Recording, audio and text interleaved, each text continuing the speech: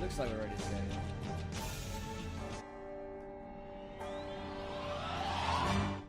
Hello everybody and welcome to Encounter Roleplay. My name is Will and today we are back with some more Tyrant's Thrall, and it is episode 4 of this game. It's returned back to the fantastic world of the Rebellion, and I'm pretty excited for today's show. We got our cast and crew back today, full and in attendance, and we have the fantastic Louise as our Dungeon Master. How are you doing, Louise?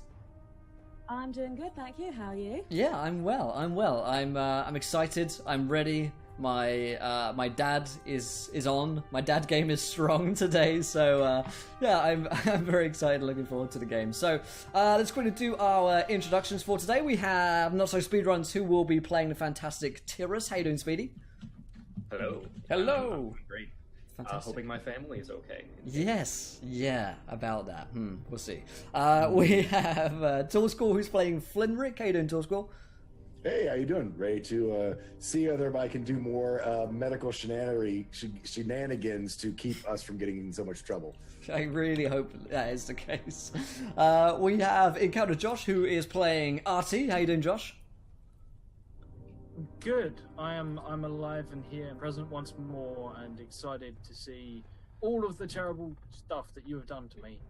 Like, Yeah. I have no idea what happened last week, and I've just been informed by the guys that all of the things happened last week, and none of it was good. Thanks, guys.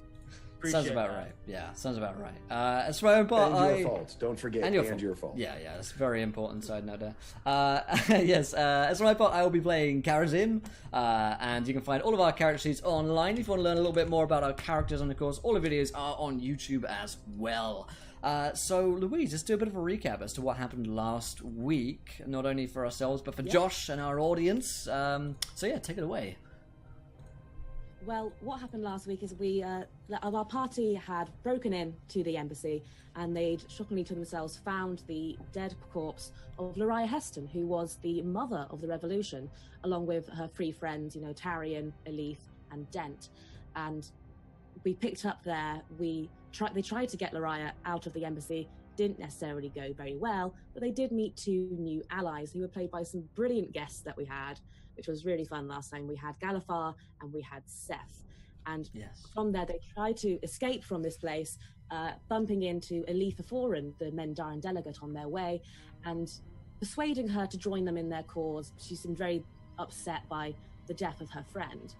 And so they escaped. They ran back to the Baker's Dozen, where they left Artie, who was in shock. They left Polly, Karazim's daughter, and Elif with Lariah's body, and they went off on their ways to look into a few hints that they'd found. We had Flinrick and Galifar going off to see the leaders of the Red Knight to find that they'd been granted Flinrick a vision of underneath the arena of just a mountain of corpses. And we then followed the party to see Kellum, an old friend who his bar was trashed and destroyed, and they found his granddaughter sobbing in the back, who had informed them that her grandfather had been taken. We then saw Tyrus and Karazim running off to see their own families, to find that, unfortunately for Tyrus, both his wife and his daughter were gone. Less unfortunately for Karazim, his wife was there, but when he returned to the Baker's Dozen, Polly was not. They ran off to the gallows to see what could be done, and as we left off, Karazim had just managed to break through the door and had heard his own daughter cry out for him in panic. Yeah, we're on a bit of a quest to save our daughters here. It's Dad Quest is what we're on. I was not prepared for Dad Quest. I'm playing a 14-year-old boy. Fuck no. Daddy. Look at the memo, John. An orphan. Yeah. I'm an orphan, so thanks for really rubbing this in, guys. I really appreciate it. Yeah, you're welcome. The sympathy levels that I'm receiving. Fantastic. So Just get a dad. Yeah, just get a dad, man. What's the big deal? I'll be your dad. I'll just be like, hey guys, I could be your son, and no, my real children, not this replacement. Well, child. hey, if you were actually legally my son, then you couldn't date my daughter. So, winning! This is true. Winning! Karazim is All ready to go worked there. out for Yeah. everyone.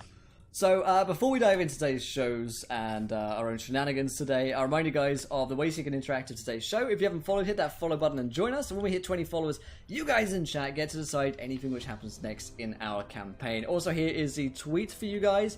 20 retweets, another viewer decision. And of course, one new subscriber or patron on the Patreon, and we'll have another one. You can, of course, donate to affect the game, give players nat 1s, nat 20s, wild magic surges, help support the show, all that good stuff. But yeah, let's sit back and relax, and I wish we could. I'm going to sit forward and be tense as I try and save my daughter.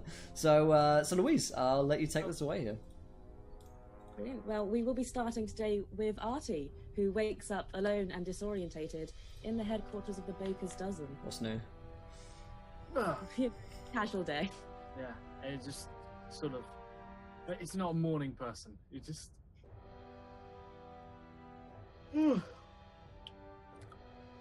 What is around me, Louise? As you look around, there is nothing. There is nobody. There's nothing. Nothing seems to have to play.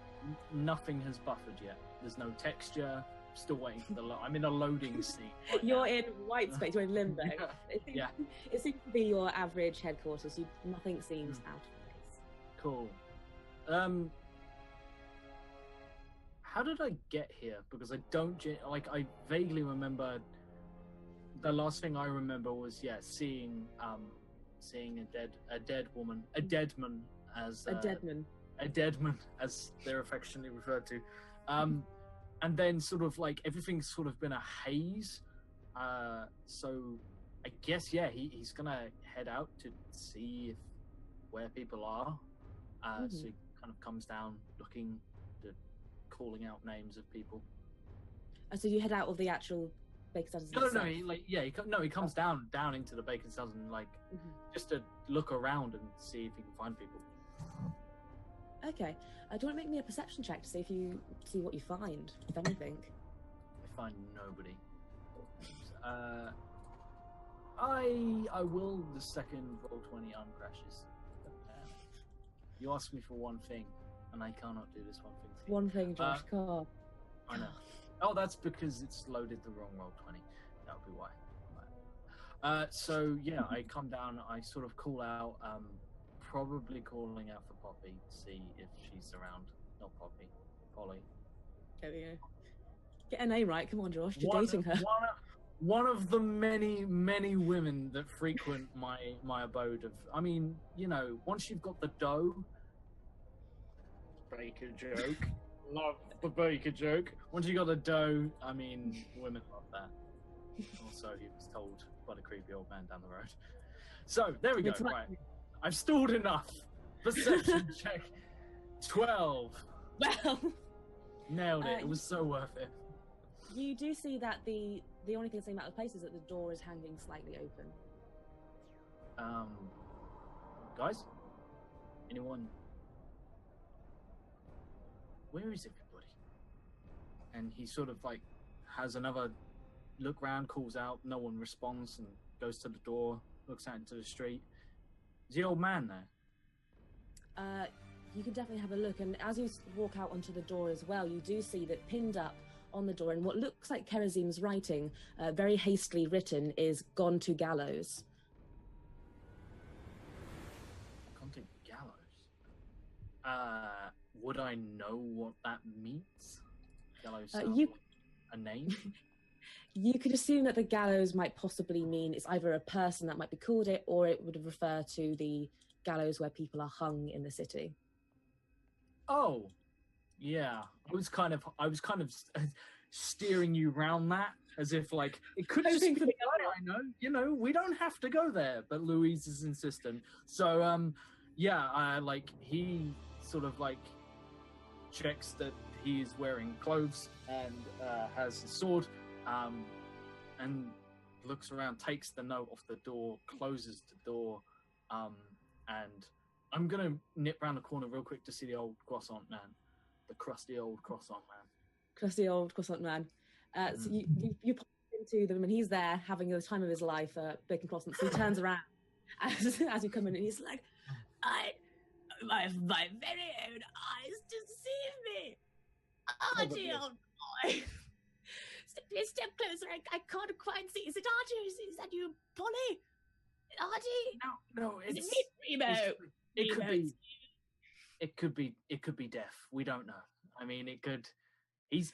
You guys know each other, right? You guys relate. Yeah. Anyway, speaking of Deaf, why has everyone gone to the gallows? Oh, well, I didn't hear much of it myself, but, well, these men, I think you know them, the men, the one with he's the dragon, he's a lizard man, the other one's an idiot. They were running off together to the gallows, something about How family. very new and progressive of them. Oh, they've gone to the gallows. Okay. Yes. I'm doing your voice now. I don't know why. Just the longer I spend there, the older I am. Yes, okay. This is wonderful news. Well, grab a croissant to like rejuvenate my youth for a moment, which I imagine is how he survived this long, just munching on magic. That's the croissants. secret. That's the secret, isn't it? That's, Doctors hate. Yeah, doctors hate croissant producers and manufacturers and bakers, as that's the word I was looking for. And it's why the French never die. And he squats a Because we've tried. Tried so many times. Good times. Rule Britannia and all that. So anyway, he runs from the shop, realizing that there's probably. He chucks a silver piece to the old man. He runs in sort of like a montage. I want to just montage it so I don't have to actually roll any checks. It just looks great, and therefore we can accept that I arrive, and so does the plot at the same time. Yay! And as you arrive, you do notice on the outside where it goes down to the holding cells to keep people just before they go to the gallows, there are two unconscious guards, seemingly bound together with wines and wines of bandages. One of them looks pretty close to death, the other of which look a bit better off, but still very much unconscious. Are these like proper traditional city guard, or are they? They seem to be wearing the colours of the treason officers. Oh, in which case I do not rush to their aid. I will check. They're breathing though? They're not gonna die. Yeah, you can do a medicine check and see. I know nothing. I know nothing about wounds. I have +1. Wow, nailed it. 9. They look great. They've never looked better. Actually, it's I fine. look down. I'm like, cool, that's fine. And I will head off into town to try and see if I can find where people are, and it will towards like the gallows. Like I'm gonna try and follow. I'm guessing a trail of bandaged guards. I'm not really. Well, they're just on the outside of where the gallows are. Okay, we're standing post to where the holding cells are. Okay, in which case I will head into the holding cells to see if I can find people. And as you do so, you do hear the very raw voice of Kerosene yelling out Polly's name. Polly! And very faint. There we are. Very faintly, you hear her response, "Dad!" And as you step around the corner, you do see there is a large hole in a wooden door where most of your allies seem to be, along with a new one who you haven't met before. Kerosene is on the other side of the door. And we're all back together again. Isn't that nice? So there's a big hole in the middle of a wooden door. Yes. Is it like broken, or is It looks as if it's had multiple hammer attacks. Okay, right. I wasn't sure if there was going to be like bars and we were looking through into a jail cell or something. Okay.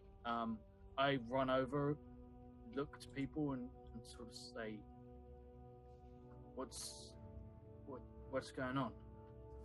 Why is everyone at the gallows? I'm gonna be like hugging Polly if I can get to her. Can I see her? You can see that ahead of you is a quite dark and dimly lit corridor. You see the figure of one guard that was sitting down, who seems to be now up and looking at you. You can't see Polly herself. You imagine she's in the cells ahead of you. Okay, I'm gonna just quickly shout at Artie. They've got him. They've got our families. There's a brief catching up for him, and I'm gonna shout at the guard and say, "Get her out of there, or else we're gonna kill you too." Not that we did kill the other guys, but... And as you yell out, you see approaching from the end of the corridor a familiar figure standing with 4 other guards. You see Dent Ravik walking towards you. Shit. Fuck. I would like to take this opportunity to also shout out the names of my wife. Alexandra, Selena, are you there? You hear one response, sounds like your wife, Alexandra, and she goes, Tyrus? Oh, thank God. What are you doing here? You do not hear a response.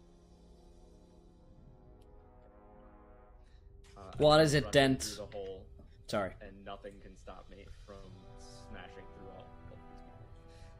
Yeah. You're running at them. Oh, yeah. How narrow is this hallway? Good question. It's relatively narrow. This takes enough space for Dent and 2 guards either side of him, the other guard behind. 5 feet wide, 10 feet wide. So, yeah. I tried to grab Tyrus, just get in front of him. What kind of check would I need to do that? Strength. Give me a strength check. Would that be against mine? Yes. 18 against your 12. Damn. And stop him just as I open my mouth and unleash my breath weapon on Dent and the 4 people on the guards coming towards us. Roll me that attack. They have a dexterity save for crap damage. You guys are not up for talking to these guys at all. They have fucked with us. We are fucking with them.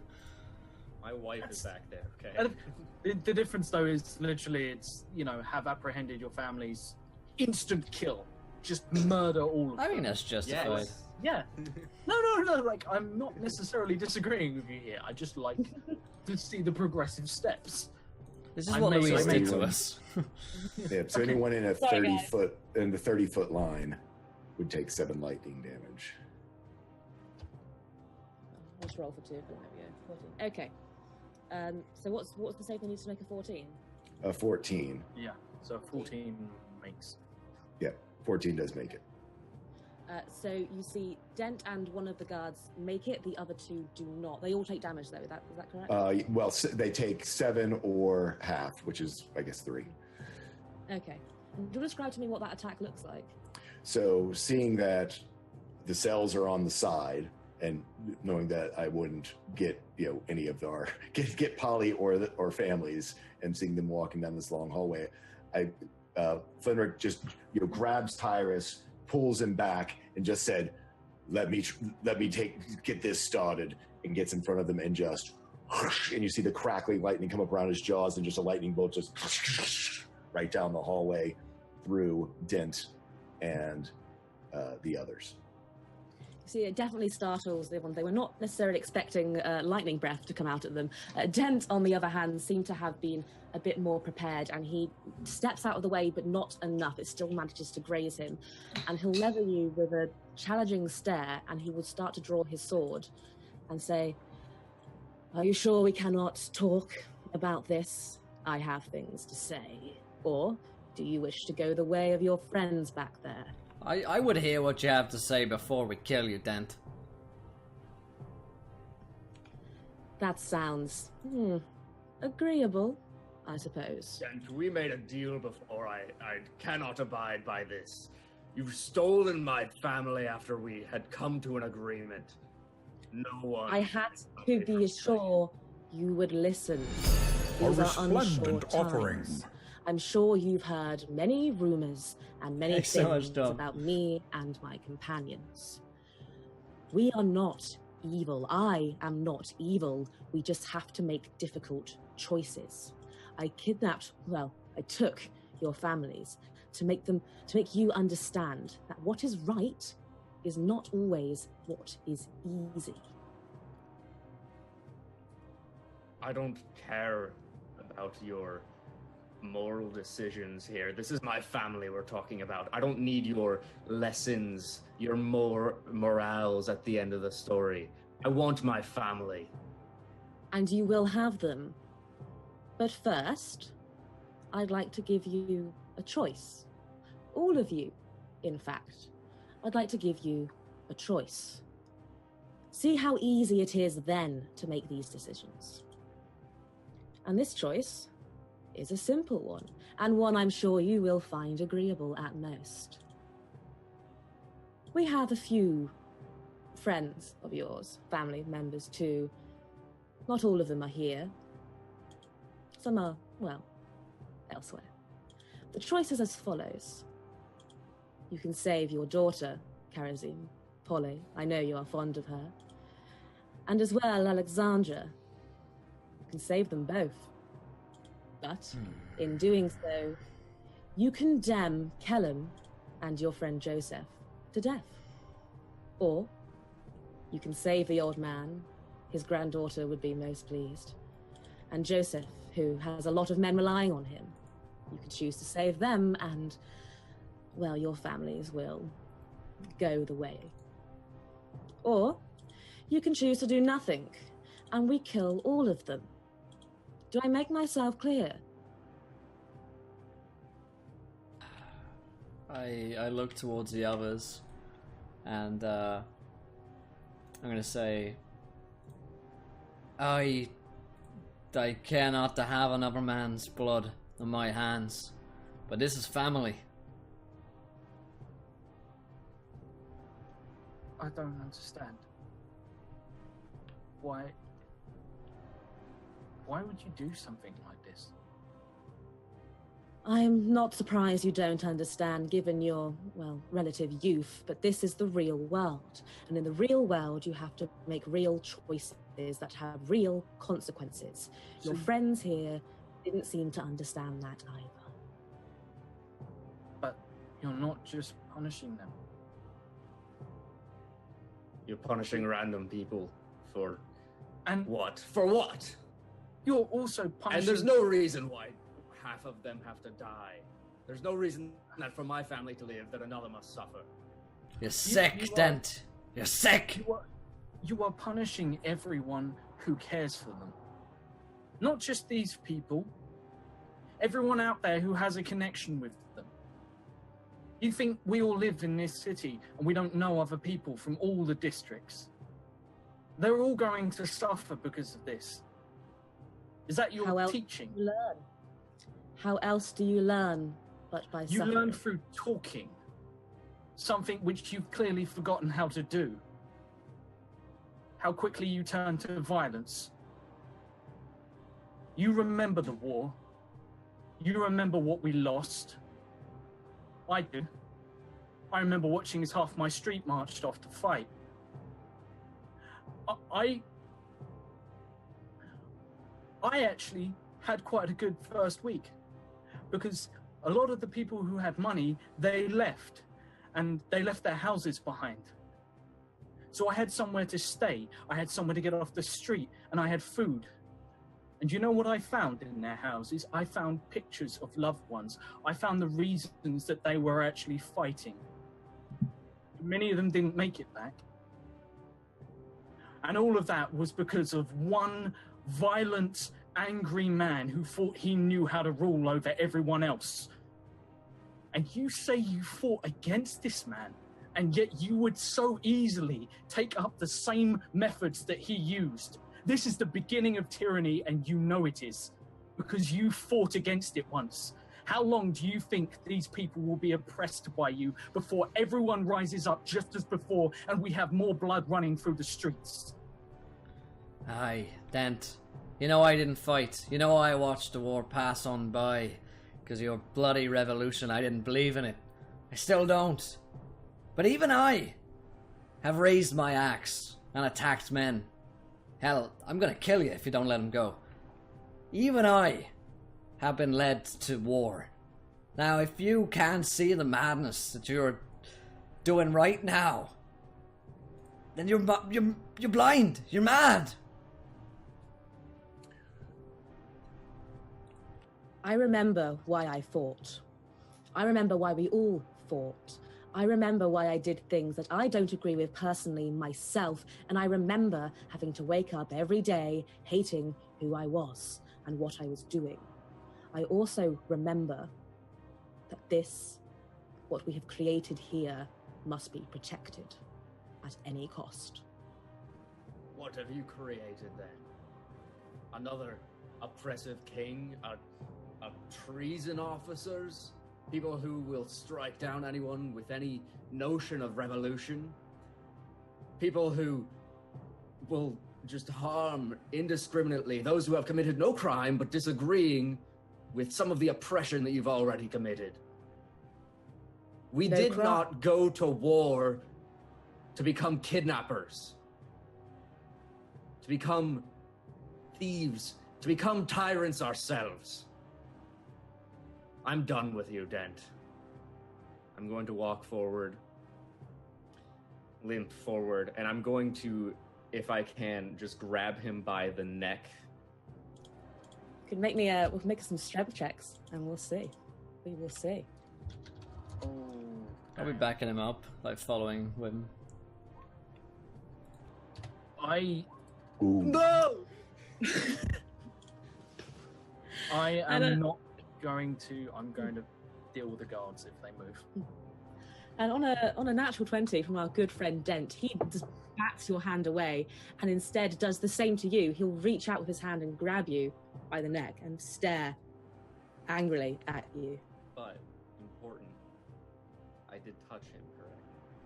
You did. See Tyrus's face transform. His grizzled features turn to be more. I don't actually know what Dent looks like. I imagine he's perhaps more clean cut, but still rugged in some way. And my features become his entirely. And now these guards and everyone here sees a Dent strangling another Dent. At the same time, my jaw sprouts fangs from it as, and I want to play this one as, I got it, Yami. I want to play this one because Karazim has now, he's changed his alignment. He's now, believed in, he's now ready to raise his sword, well, his axe, to fight as he's never done before. This is like his true feral orc self coming out. And where previously Karazim never had any orcish fangs, he now has these two kind of rutting out from his mouth. So, being in the front, because I was did the lightning attack, I actually just take a step forward, hold my hand out, and blast myself with Sacred Flame, which, thank goodness, only does 1 radiant damage, but since I actually, whenever I'm hit with magic, turn to chrome, basically try to do a blinding flash to the guards so that maybe we can do a little scramble with our double dent happening behind us. This Awesome, is the most yeah. Batman moment of D&D, just boom, and now we are both dead. And there's fireworks going off in the background and everything. Yeah, I'll just the guards to see how distracted they are by the sudden flash that comes to them. Damn. Pretty distracted. Oh, wow. They nailed it. All of them. Oh. All of them are just not only are they surprised by what's happening with the fangs and everything, suddenly this flash comes out and they shield their eyes, look away, and you have a few precious seconds to move.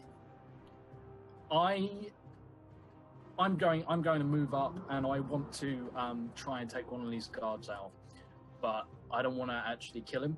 So this is going to be non-lethal, and if it works, I will fluff it up. But does this mean I get sneak attack as they've just been flashbanged in the face? Yes, nailed it. Okay, 1 by 1. So that'll be a 21 at advantage for 5 piercing damage, and then where are we? Sneak attack on top of that. So just 5, so 10 in total. 10 damage. Hot damn. How incapacitated is this guy? You've definitely cut a large, sizable gash on his leg, and he drops out No. I'm going to just slice through his belt. through his belt. Trousers fall down. I'm just literally like, I don't want, like, Artie very much doesn't like to hurt people, but this is his fighting style of, I will make it impossible to fight me, and then I will run very fast. So yeah, His trousers 100% come down. He trips over, lands face first into the ground. cool. And then I look to the other guard and really hope someone else has my back. Yeah, I'm down. So when you turn around, you're like, oh. So, hey there. I'm assuming my flashbang was my action, so If what are you up? I guess probably. What are you up to, Will? Yeah, I will. I'll go full orc on this guard who's flashbanged, right? Yep, all three of them, I believe. All three right? of them. In that case, I'll go for Dent because there's a lot of rage. We've got a lot of rage right now. Which then? Yeah, Which that's- one? that's true. Okay, yeah. Well, yeah, it doesn't really matter. Either way, I win. The one not all. Hopefully. I guess does your face change? Does your whole body change? I definitely My whole saw. body. Okay, so I It's- saw. I think my clothes. Yeah. I saw the original Dent though, right? So I have an idea. Yeah. Or clothes are assumably different. Yeah. So I'm gonna rage, and I'm gonna attack him with my great axe, the OG Dent, if that's okay, Louise. That's absolutely fine. All right. So when he's flashbang, do I have advantage, or is it just a flat roll? You'd have advantage because he is currently very distracted. Okay. So that will be a 13 versus his armor class. That sadly does not make it. Figured. I am afraid. Figured. Yeah, I just clang against the back because I'm probably a bit flashbanged as well. Ah! Might be my turn. Tyrus, what are you doing with your surprised action? I'm still kind of being strangled by him, so I don't know how much it would take to get out of that. You can make me a strength check against his to see. Check or saving throw. Saving throw, sorry. Is it advantage because he's flashbanged? Am I also Sure, flashbanged? Yeah. You were facing the opposite way, so you didn't get the full effect of the flashbang. Ooh, still not bad from him, but yeah, that's pretty tanky. He's a strong dude. Yeah. He's really not. Like, I'm looking at his Actually, yeah, mod, +2. Yeah, he's you're right. +2. Where you've got Just +5. really- You just got crappy rolls. Yeah. Yeah. So yeah, you can on a 25, you can definitely get out of his grip. Nice. Okay. I am going to take a step back and raise my hammer and just try and bring it down upon him. Maybe that attack roll. Let's see that attack roll. Nice. 17 for 11 bludgeoning. 17 hits. And I want to make that a disarming attack. So I add a D8 to the damage, and he drops his weapon. Or I guess make a strength save or drop his weapon. Yeah. Oh, that's your D8. I thought That's a that was D8, his yeah. stakes. I thought that was his strength save. Damn. Well, there we go. All right. So yeah, he takes 15 bludgeoning and he drops his weapon. I just bring down my hammer up on his sword arm, and just make him instinctually drop it. His arm is bruised and battered. You hear a kind of a guttural cry. He's like, ah! As he drops his sword on the ground, he looks up at you, and there is loathing in his eyes. And on that, everybody, please roll me initiative. Initiative. God damn it, Dent! One. I am super pissed. I am too. Apparently. Yeah. Like, this guy is a dick. So pissed I'm doing it. So I was looking at my wild magic. What would so his it was everyone dies or half the people die was basically his grand plan. Pretty much, yeah. Just I was thinking, did I miss something about the Yeah. there was some where's the good part of this? And no, I guess I heard it right. So I understood it. Sorry. Okay. So I understood it as we either we either save our families and the two NPCs die. It's Kellum and what's his name die, or we save Kellum and our families die. Right. Yeah. Okay. Yeah, Like, he's Why basically, can't we just save them? that was obvious. yeah, basically, he's like, here's a decision that is impossible to teach you a lesson. And it's like, Well, so actually, it's a pretty easy decision. Pretty I easy. choose my.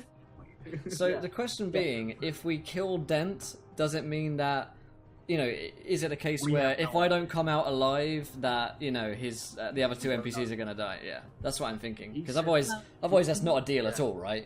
So I was thinking he might have something to it. yeah. You were aware that Tyrus's daughter, at least, was not with the rest of them.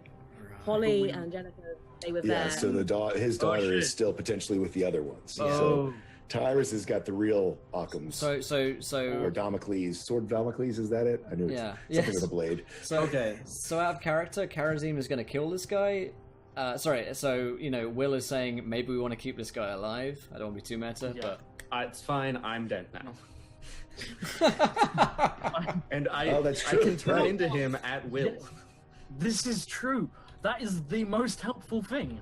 On a D10,000, I that get was the amazing. luckiest D10 case. Can we knock him out and then just go, Den, you've changed your mind, haven't you? And you go, yes I have.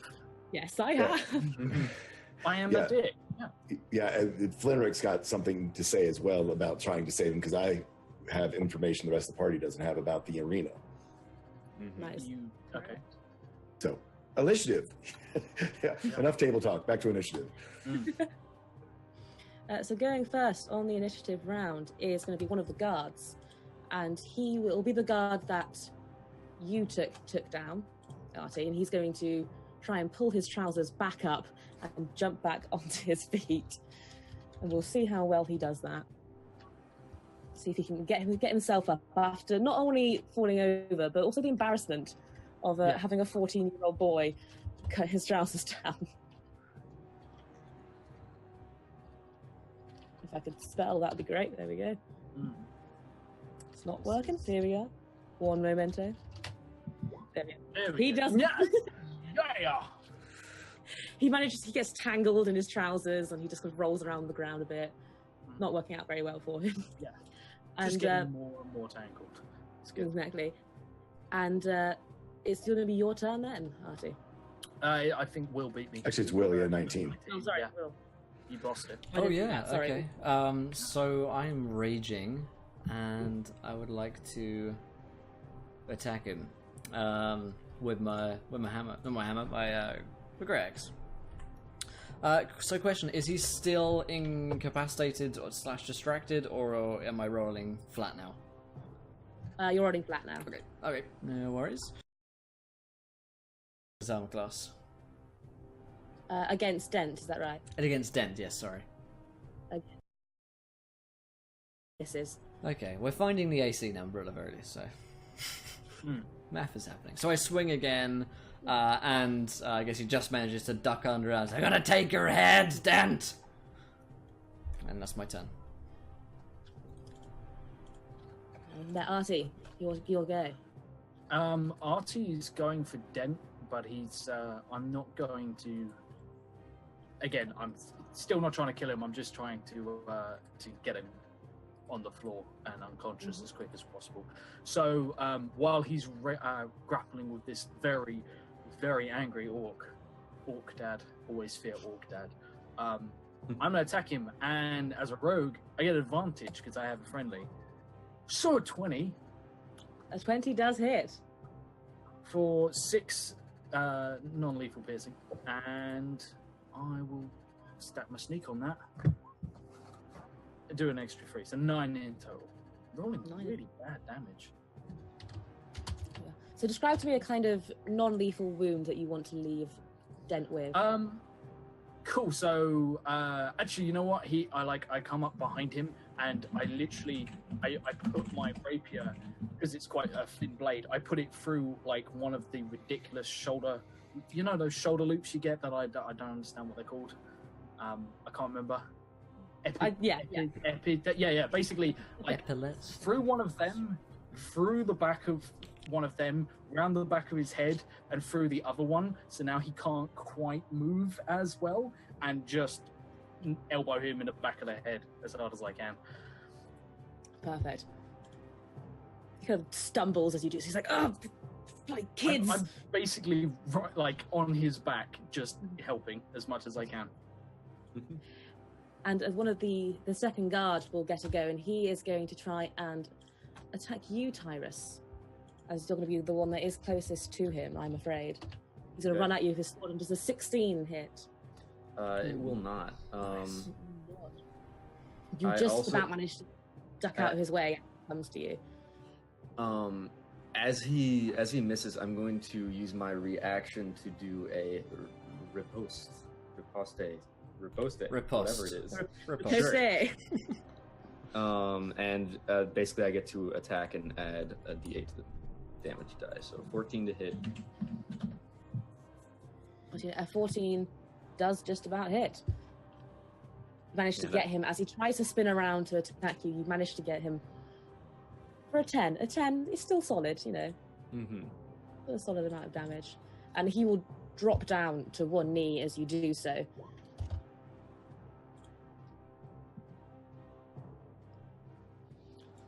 I'm just raging at this point. Just I will hit anyone with my hammer who comes near me.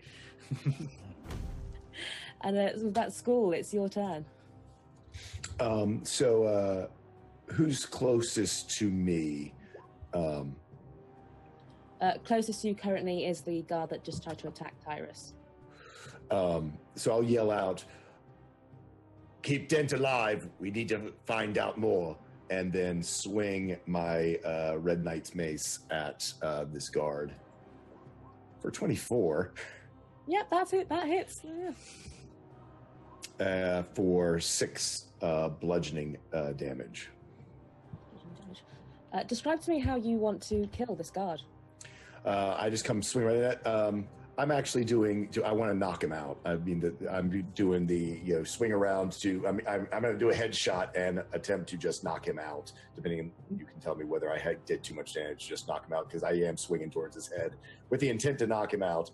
But I basically just do a big sweeping strike with the mace and right upside the head. So it's that big horse. Looks like a big horse, a knight chess piece. Just smacks him in the side of the temple to try to knock him to the ground and get him out of the fight. You do hear a resounding kind of crack as it hits against his skull, and he goes down to the ground. You're not sure in that moment if he has survived the hit or not. Okay. And that's going to be my turn for right now. Yeah. Okay, and because we messed up the initiative before, but we have the order now, so that's perfect. So it's actually top of the round with Will. No, wait, Actually- Tyrus. Oh, sorry, Tyrus, you had your one. Sorry. There you go. How did I forget? Great roll. I'm going to look at Dent and basically just yell at him, "Where's my daughter? Tell me now or I will just end you." End me and you'll never find out. Alexandra, do you know where they're keeping her? I can't see anything. I don't know. As a free action, can I sort of weigh in here with just a sentence? Yeah. That's right. And he now looks exactly like you, and I'm sure your guards wouldn't be able to tell the difference. I know. I've been in your office. Didn't recognize me.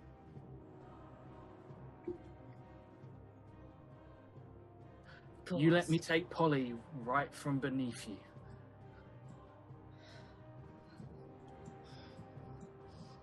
I forgot I'm still on his back as well. So Yeah, I'm like in his kind ear? of like, yeah. Yeah. If he's not saying anything, I'm like raising my hammer. I'm ready to strike if he doesn't say anything in like 5 seconds. 5. Louise will 4. end your NPC. Well, you got there's 6 seconds in a turn, right? So But sure. Yeah. One. Next round. 2. For now, he will glare at you. He gives no response, no move, as if to say he's going to tell you anything. All right, I'm gonna smash him. See that attack? Ooh. An 80 Ooh. does hit. Damn. In all your anger, you manage to get a landing blow on him. For 6, you hear a crack against his ribs as you hit him there. He doubles over in pain, but sits back up again. Like, have to do better than that, Tyrus. I thought you were a good blacksmith. Good blacksmith, a better fighter, but you'd never know. I'm at top of the round. Will, give you a 19. Okay, he's down. We got 2 guards, right? So one on my left, one on my right.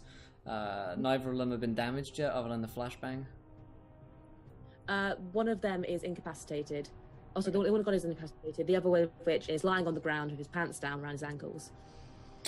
I will attack the pounce down ankles man because he requires punishment, and it's just my job. So just a flat roll. Advantage because he is. Oh, okay, right. He's on the ground. That so was the creepiest sentence I've ever heard you say. do I get advantage on this one? A On 20 the pants down. on the man. pants down. I take advantage of him. 26 versus his armor class, if there is any armor there. No. Just kidding. Yeah, definitely that hits.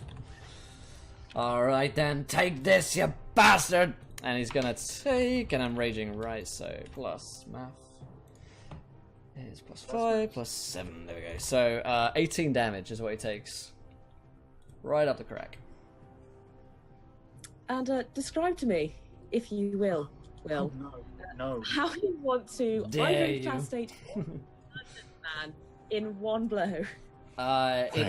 It's straight up the middle, and like a fissure opening in the ground, arising from one particular point. This man is just eviscerated down the middle with a huge roaring strength as my fangs appear from out of my mouth, and I let out a bestial roar, and there's blood everywhere. You do see Dent beginning to look very panicked at this stage, and Artie, having just seen Karazim do that, it is your go. Roll a sanity Artie, check. Artie is going to choose to completely ignore what is going on there. And he's going to take advantage of the fact that this guy is sort of confused and Dent is potentially fluffed it. And I am going to make with the non-lethal. And I'm actually going to drop off him, draw my dagger in my offhand, and take 2 attacks because, yeah. So a 22. 22. 22. 12 piercing damage. There we go. Yeah. That's what I'm Yeah, you're actually rolling your rapier. Oh, there's your offhand. Yeah. And a 23, and I'll Yeah. sneak. Oof. Oh, Another 20 damage. yeah, and damn. Oof. 8, so that's 28 damage as seeing sort of like how he's basically like taken his, like he's flinched, we've got a reaction out of him finally. I don't know if that takes him down or not. You'd imagine that a hit like that, you've done this kind of thing before, you know that a hit like that, especially with the strength that you put it into, should incapacitate him. However, he seems to take the hit. He doesn't seem very well, but he takes the hit, he gets doubles down, and you see him rolling his shoulders back as he comes back up to a standing position, and he'll turn his head to face you and glower. And you see a slight smirk reach his lips. Artie is looking at him very angry, almost like it's like a savage animal. Like Artie's really lost his temper, and sort of flexes and just says, "I'll not stand idly by and watch you drag more men to their deaths. If this is how it has to be, I'll just keep this up. We all will." You're a good kid, you know that. Strong, independent. Though I suppose a life of being an orphan must lead to that. Very well. Bitch. I will tell you, Tyrus, where your daughter is. I'm sure you're... Damn right you will. You can find her at the arena. That was about what I was about to ask him about. What is she doing there? Well, what isn't she doing there? More the question. Perhaps taking in the sights. Maybe she's gone to watch a show. They might have put something on for once. Really, I don't know. You are not in a position to be a snarky little bitch right now. Well, seems like we have what we need from you. I raise my hammer. Any last words, Dent? He genuinely looks a little panicked. Yeah. Any last words? You've made a mistake here, gentlemen. You do not know the extent to what you are dealing with. Oh my god.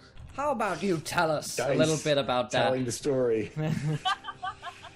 Oh, damn it, Speedy. Not one? Really? Now? Ow. Tempting to go for. How much of Artie's on the other side of him. We're flanking, right? Yep. there's Flanking? no flanking? Hey, in flanking is 5e. not a There's no fifth edition flanking in mechanic, 5e. Speedy. Come on. It is optional at best. Quick question. Did how much? I mean, I assume that being a medic, I saw Artie's attack and saw how it didn't take him Artie- down, knowing that it should have. Artie Correct. basically brought Rapier against the back of his knee in Yeah. at a blow that should have probably broken his leg, and then brought Yeah. the pommel of his dagger into this guy's face, and he got back up with no qualms. You've seen men go down with lesser hits than that. I go over to him. Is he standing up now? He is standing, correct?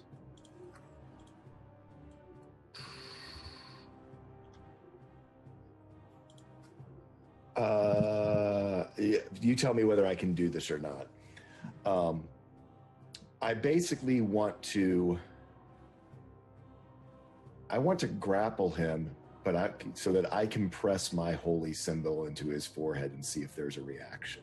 Basically, and if that means I'm casting a channel divinity turn undead, I want to see if this bastard's what's inside of him that's keeping him mobile. Oh, I can If help it show you is- that if you want.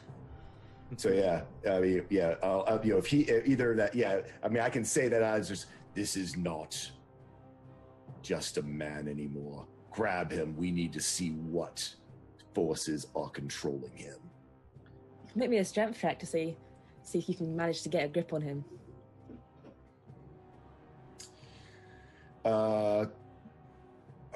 I got a quick question. Are you? Could I have Karazim try first? Yeah, certainly. I mean, basically, I'm asking you can Karazim now, to like, hold him. grab him. Yeah, I'm asking Karazim to hold him so I can do the action with the. Oh, nice. You also get advantage on this roll, Flinrick, thanks to Mike Pro. Thanks, Mike. Awesome. So I will hold him. Do you need me to roll anything, Louise? Well, yeah. So, now that I have the advantage, should I roll it? Sorry.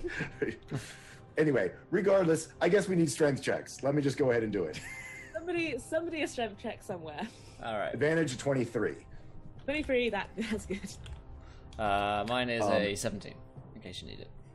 So yeah. So no. So then I channel divinity to try to see if there is demonic, undead, fiendish, or fey forces at work inside. Thank you, of- Mike. yeah. And do you need to make any rolls for that, or is that... Well, actually, he, I believe, needs to make a wisdom save. Let me double check. I believe it's a wisdom save. Yep, he needs to make a wisdom save if indeed any of those things apply to him, with a DC of 14. damn it. You can't get a reading on him. God damn it, man. So I've got an advantage to use. Can I pummel him to an inch of his life? Sure, go ahead. And Give that a go. I don't know if you want to call it a strength check or an intimidation. the only thing I'll let this go on, but I need to say something as well, because the rest of the party doesn't know, which is, friends, I went to the Temple of Temptus and was granted a vision by the Red Lady. The arena is filled with a mountain of bodies. If they've taken them to the arena, we must hurry. Oh, God. I don't have time to waste on him. I need to go. I want to... his leg is already broken, right? Please help my wife. His leg should be broken, but he is standing. So on this one, can I break his legs and his arms? For my thing here, just to... this is pretty sadistic, but... Well, but his leg's already broken, and he's still standing. His leg should be broken. Karazim's going to make sure that it is broken. Okay, gotcha. So... I'm going to use my advantage on this one. So, 23 to break some limbs here. It doesn't really matter what he breaks, just something needs to get broken here. On a 23, you can definitely break the leg that Artie had originally attacked, and he will drop down to his other knee, and you hear another...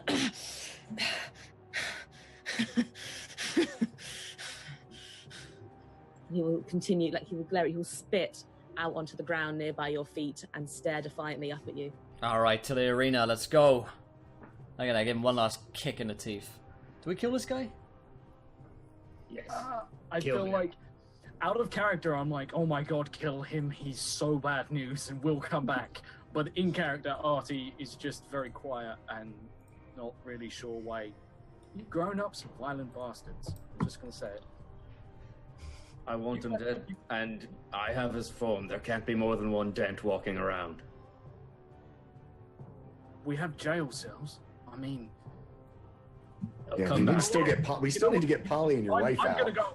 But you know what? Realizing that, Artie just leaves. Artie is going to go and free people because honestly, Yeah. this has turned from a rescue mission to an assassination. I think seeing Polly humanizes Karazim, and so he's gonna put his actions back, free her, and allow the most likely Tyrus, who's still got something to lose here, to decide. Yeah, because I think I don't want to take him out in the street, but we could. Actually, this You're is doing saying your our thing. character- Yeah, so I'm actually, because it's about all I got. Knowing undead from my clerical trainings that some things just can't die unless they're killed with radiant damage, I shoot a sacred flame at Dent for a DC 14 Dex save by him with broken legs.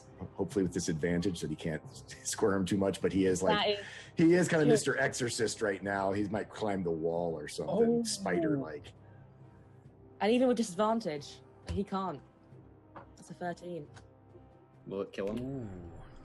So for three, it's only 3 radiant damage, but I'm kind of doing a test before I unload. On a free, it's looking close. He doubles back down again, but you see he seems to have the demeanor of a man who, if he were to die, he will not die quietly. And he shoulders himself back up, spits on the ground again, and levels you with a standing as if you're going to kill me. Bloody well, do it. I do it. Give the man what he wants. That's the question. Is I bet it's Matt. I bet he can't be killed by normal means. I want to smash him with my hammer. I want to continue smashing his head with my hammer until there is nothing left of it. I want this body to be completely unrecognizable. jeez. That's like you've got some issues. That's fine. Let's go. That moment where, as a GM, you realize you Um, pushed a button and got a reaction. Mhm. And also, before you do that, we do have a viewer decision to bring in. Yeah. So, viewers, if our Oh, party are to venture towards the arena, other than the mountain of previously mentioned dead bodies, what else or who else do they find? Ooh, who do we find at the arena? Underneath that line in chat, my friends. Or what? Could be. Or what, yeah. Let your minds take flight. So Dent is at this point just on the ground and disarmed. Is it safe to say that I can just keep attacking him until he's dead? Yeah, you can. Definitely safe to say. Yeah. Do Okay. you want to describe to me? It will take a few more hits. He seems very unnaturally strong. And describe to me the final hit where you reel back and you know that this is the one. Describe that hit to me. Can I do something to add on? And I know this isn't real mechanics, but since we're there, that I basically I stopped him for a second. Let me help, and I basically cast Sacred Flame onto the head of his hammer so that it's burning with radiant energy as he takes this last swing. Do it. Yeah, seems damn cool. Yeah, I guess from the previous blows, I have him laying on the ground at this point, just barely breathing, coughing up blood. I raise my hammer over my head as it catches this radiant flame, and I swing it down with a brain matter spreads across the floor, and blood pools around. There's nothing but chunks and pools of blood left of him. And after you do so, there is a moment of relative silence in the cells, and then his body begins to shift and change ever so slightly. His skin seems to drain of all color, becoming grey and almost leathery. The hair on his head, the hair that was scattered everywhere, just seems to dematerialize and disappear. He becomes slimmer and his body stretches out a little bit further. And in front of you, where you once saw the form of Dent on the ground, you now see what seems to be a tall and slim but grey-skinned and hairless figure lying on the ground. Why didn't I think of that? Why didn't Will think of that? Fuck me. We watched someone else shift into Dent. Why did we not think about that? Right. Yeah. Yeah, like for 4 weeks. That was maybe the most obvious D&D option, like for like meta Will to think like doppelganger. Obviously, Karazim has no fucking idea, but fuck, that's good. There was a moment as well I was generally paranoid that you'd found out. It was ages ago, you probably don't remember. I never But you were on the guessed. carriage. You made a joke that everybody in the city was doppelgangers, and I was like, funny. Oh, dude, well played. Well played. Do we know what this creature is in character? I don't want to be too meta and be like, ooh. I was gonna say we Yeah. probably have to No roll idea. to see whether No we would idea. know. I don't Yeah. think we know. Ooh. Actually, I might. There's a chance I might have. Yes. There's a chance that you might. Okay. You're What going is to roll me. Yeah, I Is guess it a I'm nature Karazim. or history? No idea. Always I'd have say- doppelgangers in your backstory. That's the trick.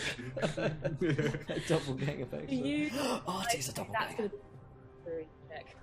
The croissant guy is a doppelganger. It is true. We guessed it. Artie walks out as like a completely different person. Is like, oh wait, no, this is the wrong one. Steps back in, walks back out as Artie. Like, nothing happened. Yeah, that moment when they recast Artie and no one notices. Rip. Is it a nature or a history or? History, for you, history. Oh, with a Uh. +5. Damn. You're No. not sure. There's something niggles in the back of your mind that you think something here might be somewhat familiar, just something that you've been told as perhaps a folklore growing up, but you cannot place it. It's kind of on the tip of your tongue. You can't get it. Yeah, and they're not. I was gonna say they're not fiends, are they? They're a thing. They're an aberration, right? So, nothing clerical would tell me that. A religion check wouldn't help, right? No. Yeah, because they're not spiritual in any way. They're just a thing. Okay, yeah, I don't know. Yeah, nothing. I think in character, Karazim is like, what the hell is... What was he... Is that... I'm. I'm not familiar with this, but I knew it. He could not have survived. A human could not have survived those attacks. But Well, while all this is going on a 20 for my thieves' tools, can I free the prisoners and do a count of who we actually have here? Because up until now, we know Polly's here and we know one other person's here, but that's it. Mm-hmm. Yeah, you could definitely, with 25, 100%, you can break the locks in there, and you do see Polly there, you see Angelica there as well, both blindfolded, both bound, and you also see Kellum. Alexandra, Polly, and Kellum are here. Joseph and Cyrus's daughter are not. Would I don't know anyone other than Polly, do I? You'd know Kellum vaguely. He would have been he's a very popular man in the community. Indeed. Okay, yeah, I know. I remember. So I'm basically gonna go over, take their blindfolds off, sort of say it's okay. And sort of having heard what happened out there is gonna say, there's someone he knows healing and stuff, and he needs to check you over. I know it's not nice, but please just wait here for a moment. And he's going to go out to see what kind of mess is in the corridor, because he really doesn't want to, like, sort of lead Polly out to see her dad potentially having just done that. And yeah, I'm going to go and see. Yeah, I see this thing for the first time, I suppose, and say I've seen that before. Where? I can't remember. I don't know. Maybe it was something like a Kid's Tale or something. They can be anyone, I think. Like the Bogeyman or the spooky stories. Don't talk to strangers, that kind of thing. It's what they used to tell kids. I mean, hell, I've told Polly that story plenty of times. They're not real, though. Are they? Artie's just looking at you like, and realize it, like he has that moment where he genuinely looks to you for reassurance, and you look to him for reassurance, and he's just like, crap, that's not a good sign when the grown-ups are turning around and going, we don't know. He says, we need, right, if they can do this, we need a way to tell. Yeah. Right now. You've been with the others, right? The only people I've let out of my sight are you and Flinrick. He looks... I'm going to go over... Has he bled?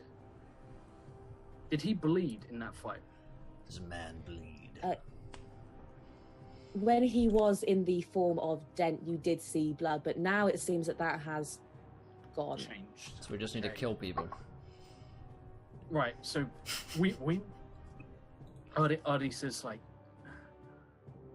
we need a way to trust each other. A code, a signal, something that we can reply to each other. We use them when we're out, we leave marks or ways that we can tell that it's really someone and not the guards trying to arrest us.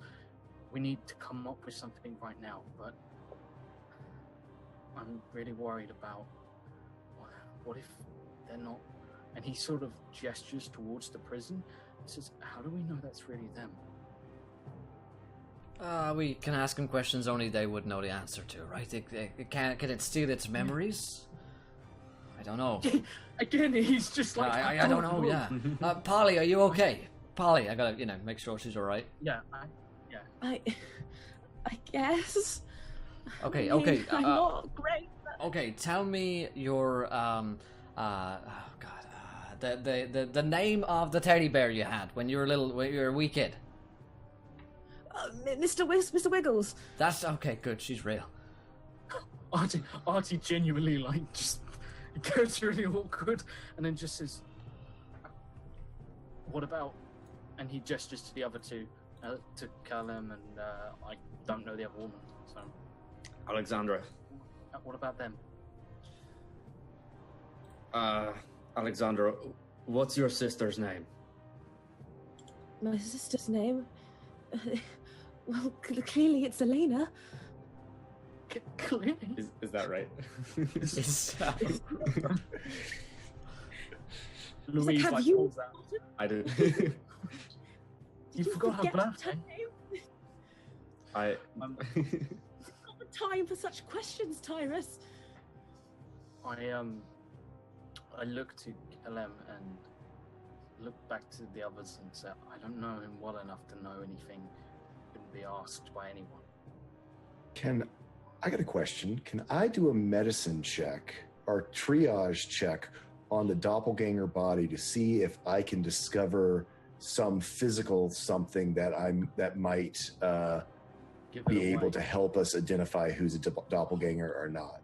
Ooh, real, can I ask? Sorry, just before I jumped on it, can I tell? Could I definitely touch all of its clothing? Because with my illusion magic, I can make myself look like something. I can make myself grow a foot taller, and it grew. But while I am that size, while I've got the illusion up, you can pass through anything that is illusory. Was that the same case? If I think back to it, did it seem out of proportion? It seemed very proportional. Okay, right, damn. Yeah, I think doppelgangers are shape Yeah. shifters. They're clay, yeah, not Yeah. illusion. But anyway, can I do some kind of? Can I roll a triage thing just to see if I, as a medic, discover something about it? I mean, also, Flinrick. Yes, that's my name. Flinrick would probably be curious as well of just what he could maybe discover about them. Yeah, you can definitely make a check for me. 21 on my field triage to see if I can discover, more about it, what it is, if there's something, something that'd be a way to uniquely detect them. Are some of its injuries still apparent? Like maybe the radiant are still there where the other ones just seem to be, I don't know, whatever a 21 gets me, which might be nothing. With a 21, it seems as if the kind of illusion that it was forming as Dent was almost infallible. There's nothing that you can immediately see that stands out as being different. One thing that you do notice as you are kind of patting him up and down is that the quality of the cloth that he is wearing feels somewhat different to what you usually get in the city. It's coarser, it's more rough, So more like, suitable to a warmer climate. okay, when Mindara's to the north, correct? Oh, damn. Yeah. Is Mindara's northern, not southern, correct? Is that Sorry, right? Mindara is southern, sorry. Oh, okay. I'm sorry. Okay, sorry. I was thinking, for some reason in my mind, I thought it was to the north of us. Okay, so, well, just Mindarin. That's all that tells us there. And the cloth is actually cloth, not like skin that looks like cloth or something like that. It's not like part of it. It's yeah, it's real clothes. Okay. Okay. This creature is. They become the person. I mean, the only thing here that is showing that he's not Dent is that his clothes are Mindarin, not local, but we're now inundated with Mindarins. We're Mindarin cultures, I assume, Mindarin clothing isn't that rare, or is it super rare here? I mean, do we do enough trade with them? It's not actually that rare, being that your two kingdoms are so close and so connected. You do see a lot of Mendarans around. It is odd for a leader of Azameth to be wearing Mendaran clothing, however, unless that person was a leaf. Okay. Right. So here's a question. But it still looks like his normal clothes. So basically, this is a fake set of his clothes made from Mindarin cloth. Gotcha. Artie comes over and says and I'm trying to remember the name of it was Loria, who I found dead. Yeah. Yep. And he says about Loria, it says if Loria, if they caught her and they took her, what if maybe there's another one out there that looks like her. What if they're going after the leaders? Yeah. Quick question. When I was noted when we were down there with Loria's body, it was decaying rapidly. Similar to what just happened with this body, and I maybe stopped it with gentle repose. It was decaying rapidly, but in a different form. It seemed to be Okay. something was eating her skin. Okay, gotcha. I just, in case for some reason.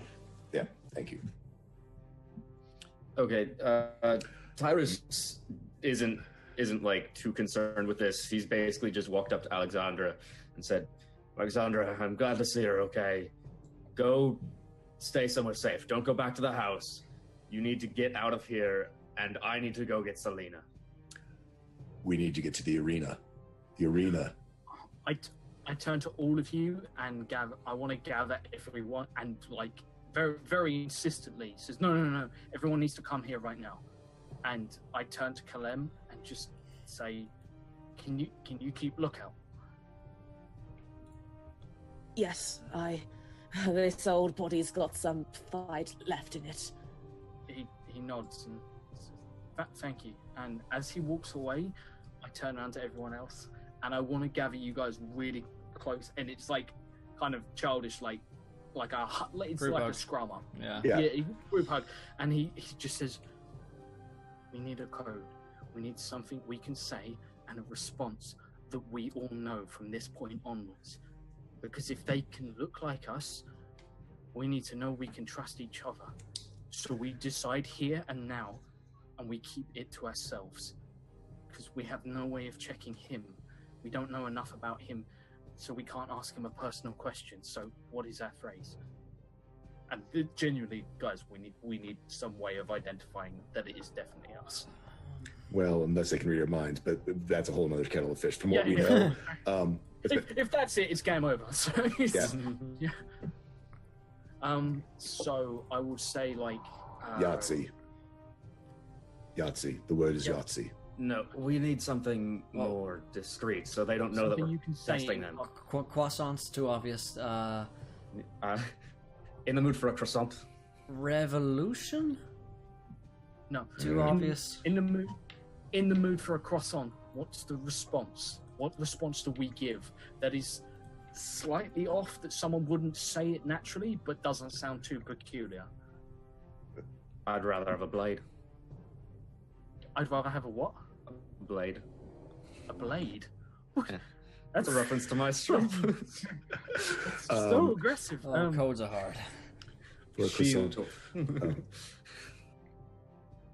You trying to butter me up? Something.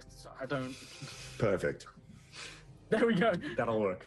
Would you like a croissant? Are you trying to butter me up? Good. That's it. That's our thing. I'm literally. That's my note for this session, so I can stop you from instantly killing me for not knowing my own counterphrase. Can't spell croissant. I'm gonna die. While we're still all together, I'm going to say, I have a concern, friends. As I said, I saw a vision of bodies. One would assume if they are, in fact, in need of bodies, they're going to need of every body they can get. And I look over I sort of shift my eyes over to the people in the cages here. Why would they not have taken these bodies? Leverage. Hey, people do this sort of thing. Even worse, distraction. We need to go. Yeah. You're wasting time then. Let's go. Yeah, cool, let's go. But on the way, I will sort of say to you guys, you guys remember the blood sports, right? Mm-hmm. Of course. Yeah. I suspect there's something going on there. Okay, so we go in ready for a fight. And with that, I am going to, being a sneaky... How far do we have to go? You're going to take us through the sewers, my friend. No. My plan is to get on the rooftops. Rooftops are where I go, mate. I put everything I had. I've given myself expertise in acrobatics. Because I'm just looking at the map. The arena. Yeah, no, doesn't have- I'm just thinking. Do I need to get closer? And some of us aren't stealthy on rooftops. That's cool. I'm not going with you guys. I'm basically saying we'll get there and I will scout it out. Comes back as a I've got I've got the doppelganger. form of Dent. I can walk in and tell them to give them to me. I Yes. can walk in those doors with no problem. I will cover you. Let's walk and talk, guys. Come on. Your Oh, yeah, daughter's we're at moving. stake. I mean, it's Yeah, just how we're- I guess we're moving through the streets now, but I don't think we can walk up straight away. I mean, My plan is to definitely be on the roof, so I will see you guys later. I'm a The arena from where you are, it's about a half-hour walk from where you are. I am what the streets look actually- like. Yeah. I mean, are there treason officers around? Is it deserted? I mean, this is morning. I mean, is it Beauty and the Beast? Everyone's singing and opening their shops. Yes, exactly. No, there are a few kind of regular people milling about. Some people are beginning to set up their stalls in the market. You do see a few forces of coloured treason officers making their rounds around. I would like to split off from the party and tell them I will follow them because I am a pickpocket and I am used to this sort of stuff. But my intention is to see if anyone else is doing the same thing. Can I grab him? Yeah, Just you real I'm quickly. Not, Yeah. Yeah, cool. Artie, Mm-hmm. yes, you can be on the rooftops and be invisible. We do not know our way through the sewers. I don't believe we are safe on the streets. I understand your way is the roofs, but the rest of us are stuck here on the ground and are probably wanted men. We need you to help us with a hidden way to the arena. I've got like blood all over my great axe, and there's like orcish I mean, sproutings out of my head. I'm a 7-foot-tall bronze dragon thing. I'm an easy wanted poster. Okay, let me just check something. Cool. Prestidigitation. Your axe is now clean. Now, can I cast Disguise Self on other people? You make No, this- self would be the operative word. Yes, of course. Literally in a way. Self would literally be the operative word there. Okay, cool. In which case, I have an idea because I'm going to use this anyway. I'm going to summon, which I can do as a bonus action. I'm going to summon my my bird, which is a little raven, and it looks like a messenger raven, and he just sort of sits down, and I don't have to do the whole ritual this time because it just sits in a pocket. It's the recall, right? Yeah, it's really cool. So he like brings forth the bird, and I can communicate through it. So it can't speak, but I can give you the bird, and even better, I can have it scout the streets, and I can check for guard movements. Can you carry me? Oh yeah. I mean, between either myself or Karazim can. You're a 14-year-old boy. Yeah. I'm malnourished. I don't weigh much. You've been living off croissants. Yeah, not a healthy lifestyle, kids. That is a healthy, balanced, everyday meal. Yeah. Don't do What are you trying to butter me up? It's too late to say this, but we might have wanted to get rid of Dent's body.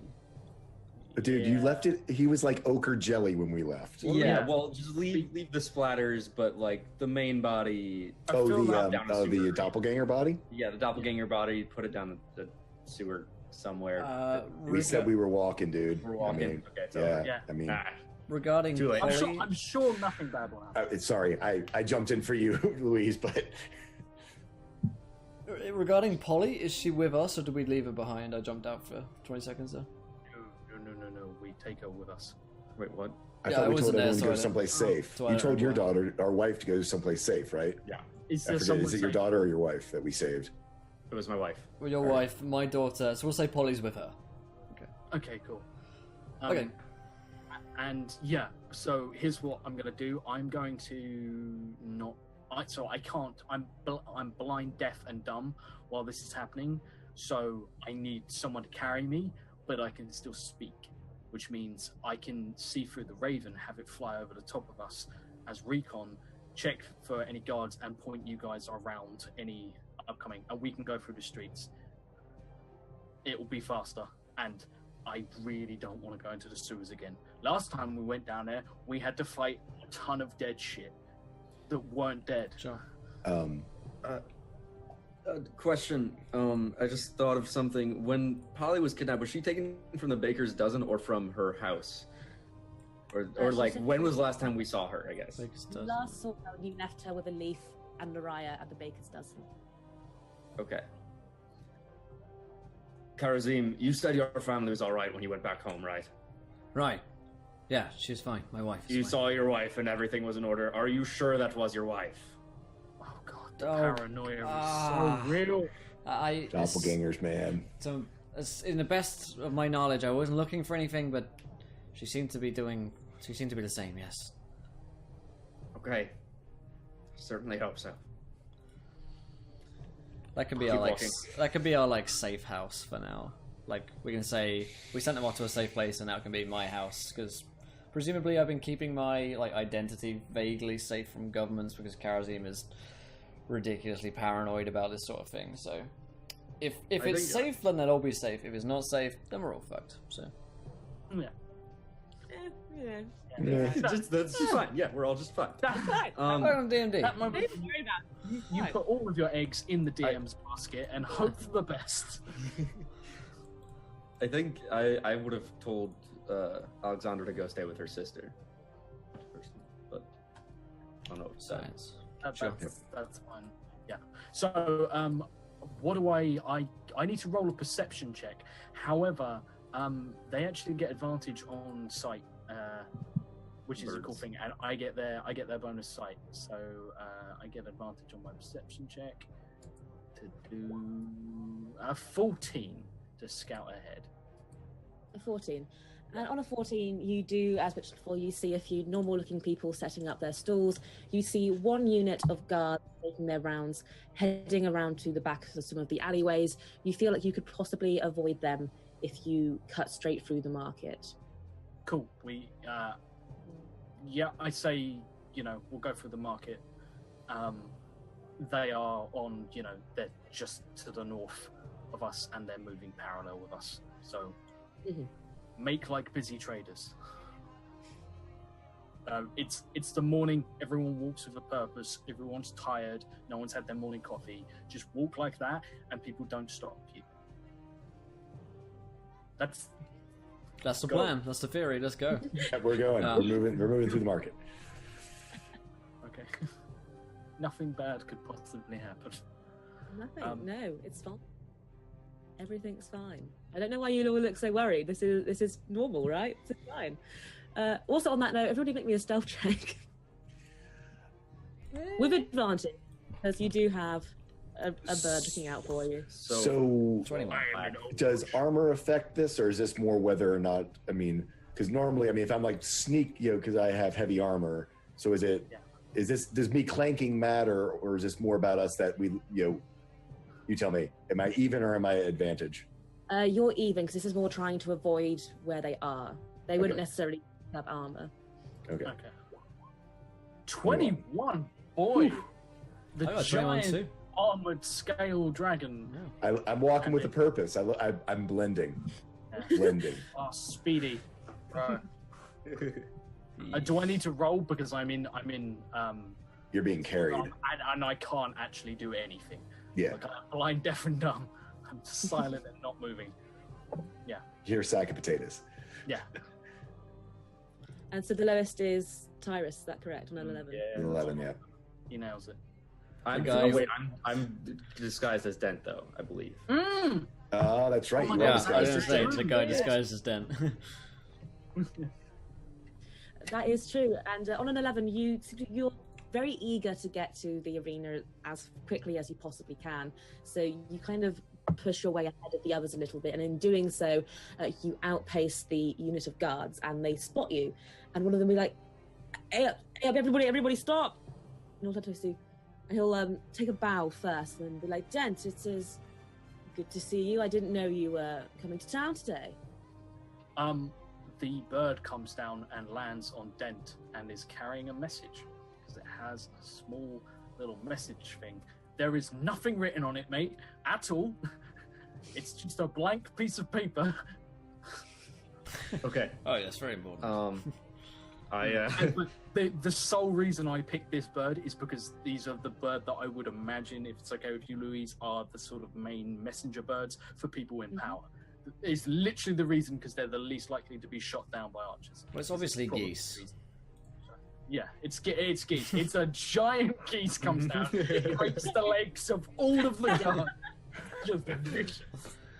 Yeah. Vicious geese. Thank you. Received a raven today. I need to return to the arena. There's something I need to deal with there. Right. Yeah. No. All right. Yeah. Do you need an escort at all, mate? I'll be perfectly fine, thank you. At ease. All right. Well. Thank you, sir. We'll be heading back up to the embassy soon, and the next guard unit will be coming out. We'll let Tyrant and the rest know that you're doing all right. Or are they expecting to be at the arena as well? They likely have not heard yet, based on the raven I've just received. Oh, do you want us to tell them we're on our way back? It's none of their concern, really. Don't worry about it. Oh, all right then, mate. You head along now. We'll get back to our jobs. Farewell. Which you're paying for. Don't forget, please. I remember. And he'll be like, "All right, everybody, move on," and they will start making their rounds around again. Audible breath. I like the idea that, like, I'm like going down as Raven to just go like, "What are you doing?" Like flapping in his face, and then he takes the message, and I'm like, "Yes, that's what this was the plan all along." Oh God! Thank God for that. Right.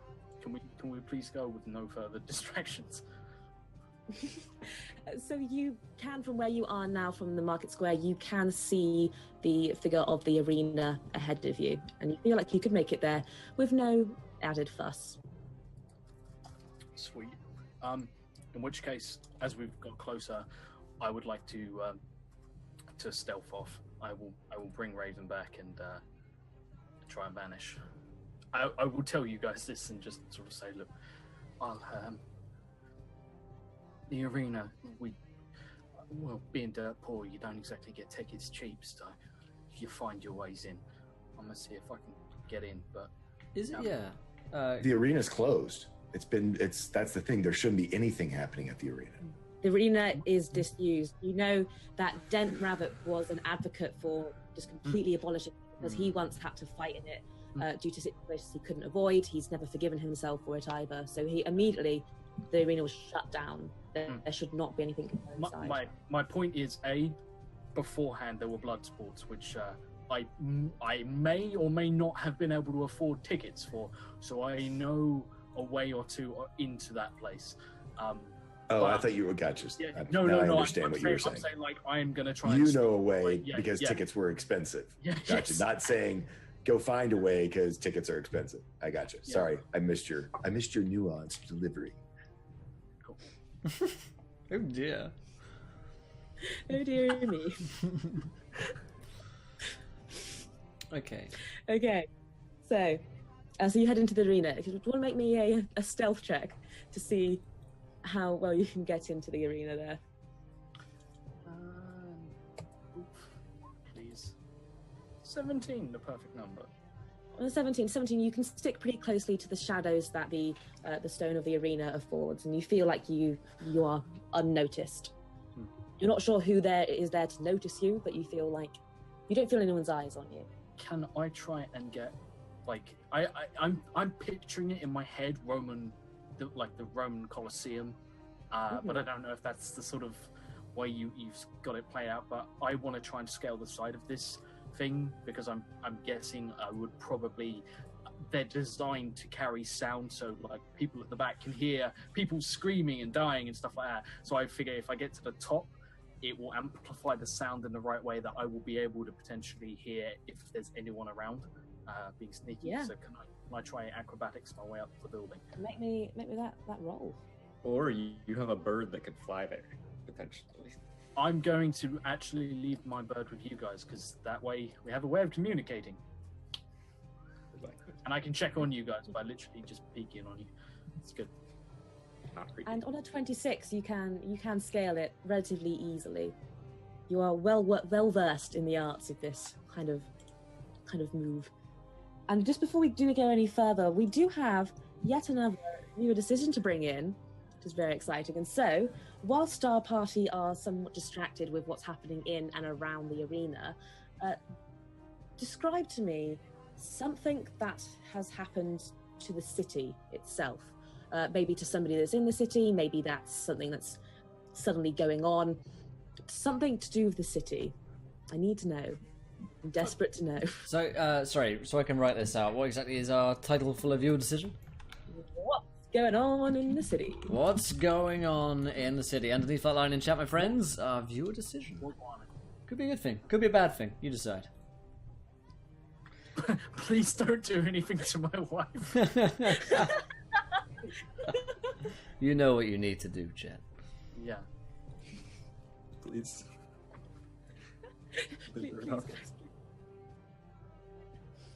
So you managed to scale the building with relative ease. Louise, I'm trying to recall. In my vision, it was under the arena that I saw the bodies. Correct? It was like it was under, not necessarily like in the main playing, like on the field. It was underground. Mm-hmm. I guess, can we do an investigation check to see if there's a way into whether there's the slave quarters or slave pits or competitors' pins or whatever? If there's any treason guards who seem to be like hanging around the arena anywhere that they're entering, perhaps. There is, there'll be. Actually, I look at the bird and go, "Can you do a fly around? Fly Check by. for if there's anything around." Because if I talk to the bird, you hear it, right?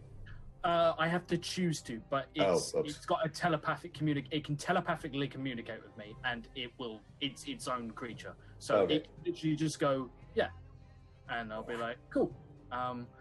So yeah, I guess I sort of like, it tells me it's doing a fly round, and it will do a fly round and tell me what it sees. And I say, Raven, Rook, Bird.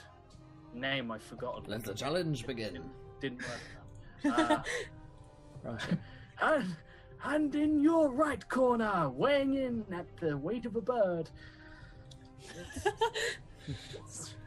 So it's a 21 because it has advantage. Oh yeah, and eyes, right? Yeah. So it goes and does a flyby.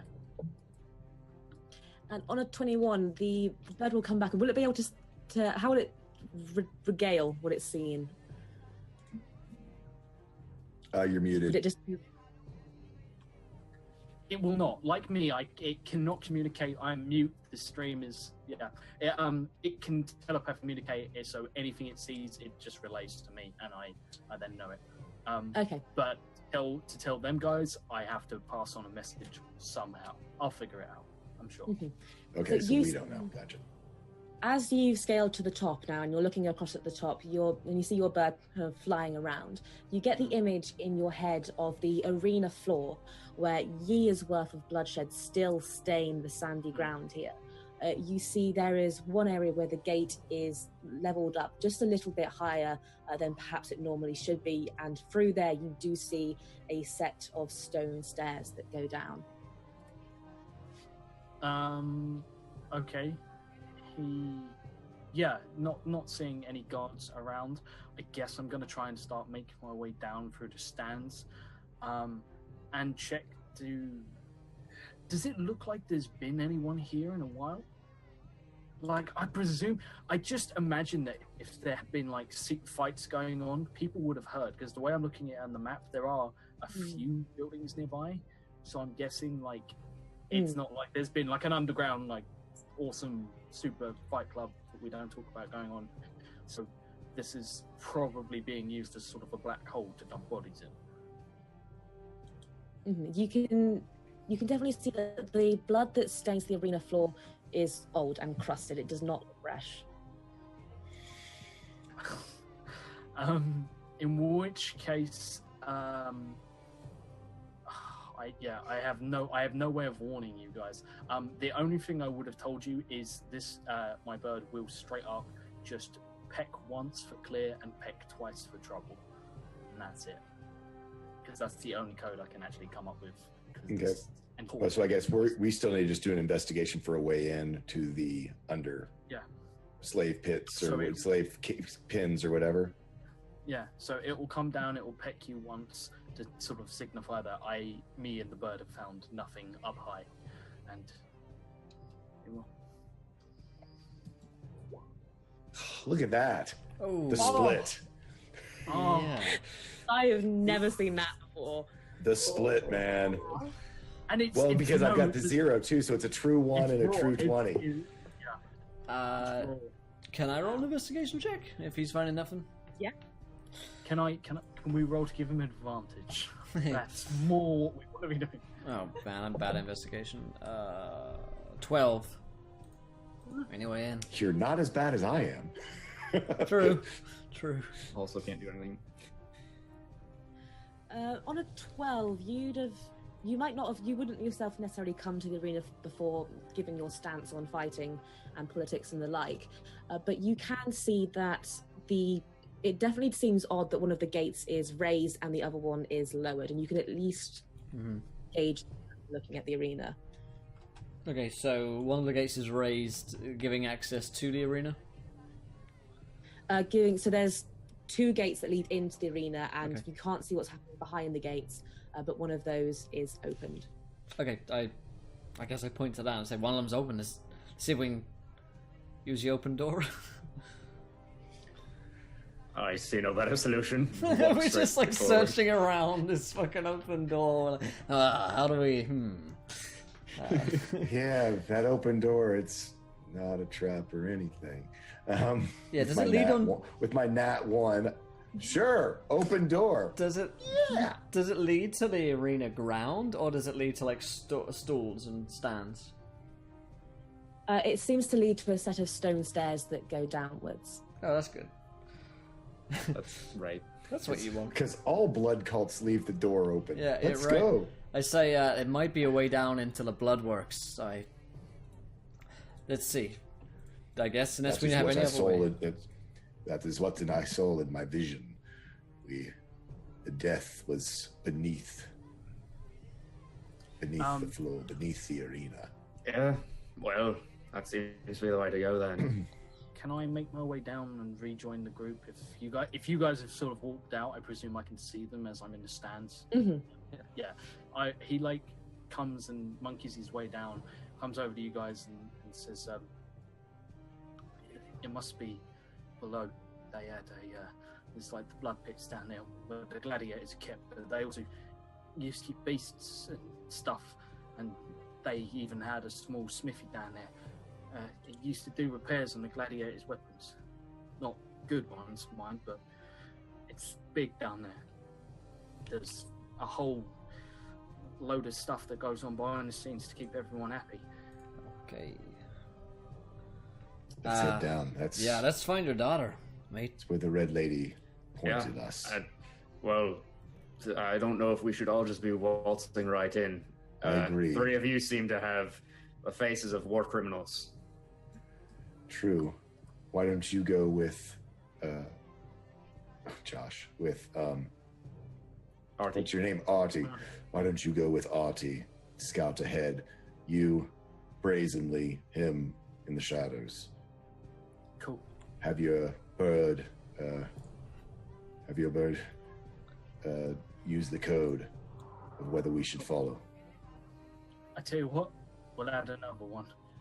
1 peck for trouble, 2 pecks for no trouble. No, oh, god damn it. 1 peck, no trouble.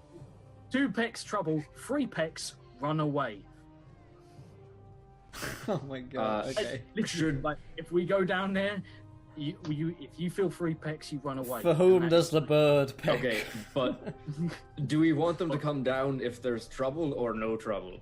No, that's the difference between the two. It's, hey, we're in trouble, come help, or hey, we're in trouble and dead, run away. Okay. That's the code. 'Cause Gotcha. we don't want to be like, trouble, you come down and it's just a fucking dragon, and we're Stick like, to the Wait, code. and if it's clear they How did you know? stay behind. Well, no, if it's clear, it means we don't have to. We don't don't come rushing in They- ready for battle. They broke the fucking code. code. Or come Yeah. quiet. Come quiet. Don't come the loud. code Okay. is so complicated. This is like World War II code breaking right keep now. to the, keep to the code. Aye, the code, right. I've got my code book. More here. like guide. Code, it'll be fine. It's more like guidelines than actual rules. So I'll be rolling a stealth. That's 23. I do the sneak. You do the sneak, and you do sneak well. Louise, I have a question. We both know Ask. thing. Do I have I been down here before? It's up to you. I would say no. You Cool, personally okay. have not been. Back when you were hanging out with your doppelganger friends. Yeah, Yeah. back in your Yeah. doppelganger days. You always have the arena in your backstory. I took doppelganger as like a that's my racial thing, and none of you took it yet. It's wonderful. It's good. I literally shapeshifted in front of you, and none of you noticed. So right, yeah, I'm gonna sneak ahead, and I guess we've got our man, who is the loudest, clankiest, limpiest, but most definitely supposed to be here man ever. Yep. Of tape. I am dead. You are dead. Yeah. And first of all, as well, it is very dark down here. Do any of you have any way of seeing in this darkness? I have no way. I'm human like a swamp. I'm also human. Are there any torches along the sides or anything? Good light? You can definitely see if you can scout around to find one. There doesn't seem to be any here. Hmm. It seems as if it's purposely left dark. Is there like any scraps lying around, like of clothing, or has this been placed? Like, was it cleaned and decommissioned, or is there just bits and pieces lying around?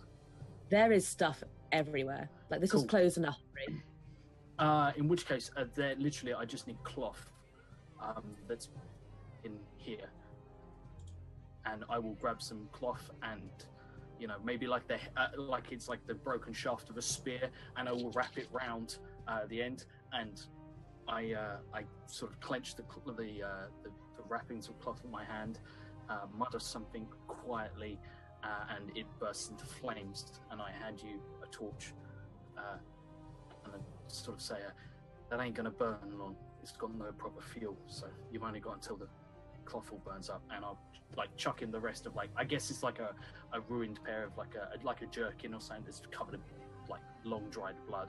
Chuck you that and just say, make it work. I'll keep an eye on your back. Cheers. And then on a 23, he sort of melts into the shadows. So who's heading down first, just so I know? Me. Yeah. Okay. And as you head down this spiral stone staircase with the rocks beginning to crumble around you from its disuse and the lack of care that's been put into it, you start to smell something horrible, something unnatural, something ungodly. It gags your throat, and you fought in the revolution before. You know what the smell of decay is. You know what the smell of death is, and that's what this is. It's horrible. There's a metallic taste in the air, and it only gets worse the further you head down. The torchlight offers some level of visibility, but not much to really see a few feet in front of your face. And so when you come to the end of the staircase, stumbling perhaps a little bit on the last stair, and you step out into what seems to be more like a catacombs than anything else, but was used really for peasants before they were pushed out into the arena to fight to the death.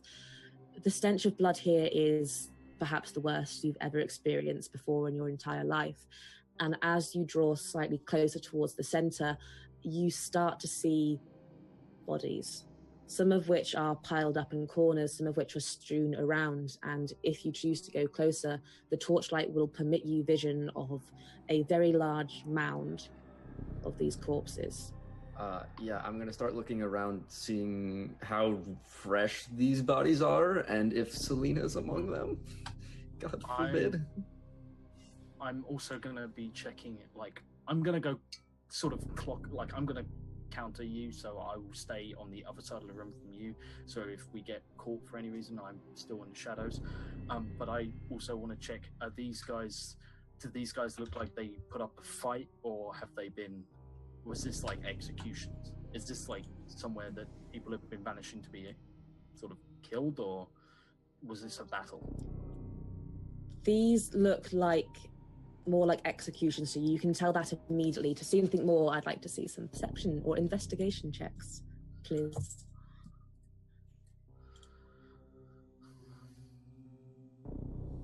Right. Oh, damn. Okay, well. As long as Well you got done. that 20. I'm so nervous, man. Me too. On your natural 20, you do see that these corpses, they seem, some of them relatively fresh, some of them definitely older. There is a slight tint of blue to them, and their veins are incredibly pronounced on their skin. You see signs of accelerated decay on their corpses, where it's seemingly eating away at what flesh remains. And you notice as well, perhaps moving their arms out of the way to get like a better view of them, that there are some strange looking symbols drawn on the floor in what looks like their own blood. You hear as well, as you are listening in, a faint cough from what seems to be almost the center of the mound of bodies. Two things. One, I touched none of them, and I am also wearing gloves, and I have a bandana, and I immediately pull it up around my face because A, I know about plague, and B, they definitely seem to have something. But I am going to very, very disgustedly, is there like a hand or something? Like, have any of them been dismembered in any way? Not necessarily dismemberment. You do see that there are gashes across their skin. They are very pale, where they've lost a lot of their blood. It seems as if they've been drained. Oh shit. Okay. Do I hear this cough? Yeah, I'm gonna go over, and I will signal to you, sort of like a very low, quick whistle, and point towards the center mound, and I'm gonna hang back and let you do it, and hide with weapons drawn, because I know this is not good. Okay. I will silently, as silently as I can, which isn't very silent in armor, try and just start climbing the top. I'm not going to say anything just yet. I'm just going to climb. Okay. Climbing the bodies. Climbing the bodies towards the sound of the cough. You hear, as you get closer, the cough seems to be coming from within the mass. Oh no. I start digging through them. I'll lift them up. I'll use the handle of my hammer to just pry some of them out of the way, throwing their lifeless corpses to the side and digging through. And once you've kind of paved and carved your way through these lifeless corpses, you see a figure that is moving slightly, a male figure, a little bit older perhaps than you are, and somewhat stockier too, broad in the shoulders. He seems to be doubled over. He's clutching something to his chest. It seems as if the cough had come from him.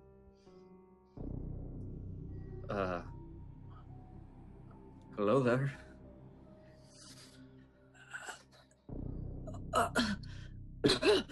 And a splurt of blood comes out of him and lands on his own hand, and he'll slowly, creakily try and turn to face you. And that is when you recognize Dent Ravok. God fucking damn it! Malnourished and pale in the face, bruised and bloodied and beaten. And he sees Dent staring back at him. He sees himself. Oh staring. God! Oh, this is like the worst thing that could happen. And she'll look slightly taken aback for a moment, and he'll be like, this can't. It's happened, hasn't it? I finally died. It's over. You're here to tell me it's over. I turn my face back to Tyrus, and I say, You're not dead yet, my friend. and I'm going to try and drag him, carry him if I can, out of this pile of corpses. Hearing the fact that you mentioned, like hearing Dent's voice and then hearing you then reply not in your normal voice and realizing that this is probably actually Dent, I'm gonna. Is there any other way into this room other than the way we came in? You could have a scout around and see if you can see anything. It is really quite dark, so it'd be a bit difficult and to I see. I don't have dark vision at all, but I'd rather stick to the shadows for now. No. You can't. There's nothing that you can see in this room. The lighting is just too dim. In which case, not seeing it, I'm gonna walk over to you, sheath my weapon, and I can't really use a crowbar to give me advantage here, but I will help. I'm not very strong though, but I will try and help you get him out. And I will peck once because I know that I know that he can do the magics and hope maybe save this guy. Mm-hmm. So we see the peck and head downstairs, I guess, Flinrick. And as you begin to try and levy and pull Dent out of this mass of corpses, you see there is a familiar figure curled in his arms as if he was trying to protect her. And Tyrus, you recognize that to be the form of your daughter. Oh my god. Oh. Selena, are you alright? She seems to be unconscious. Oh god. Thank you so much, Dent. I check She's alive though, right? Give me a medicine check. I have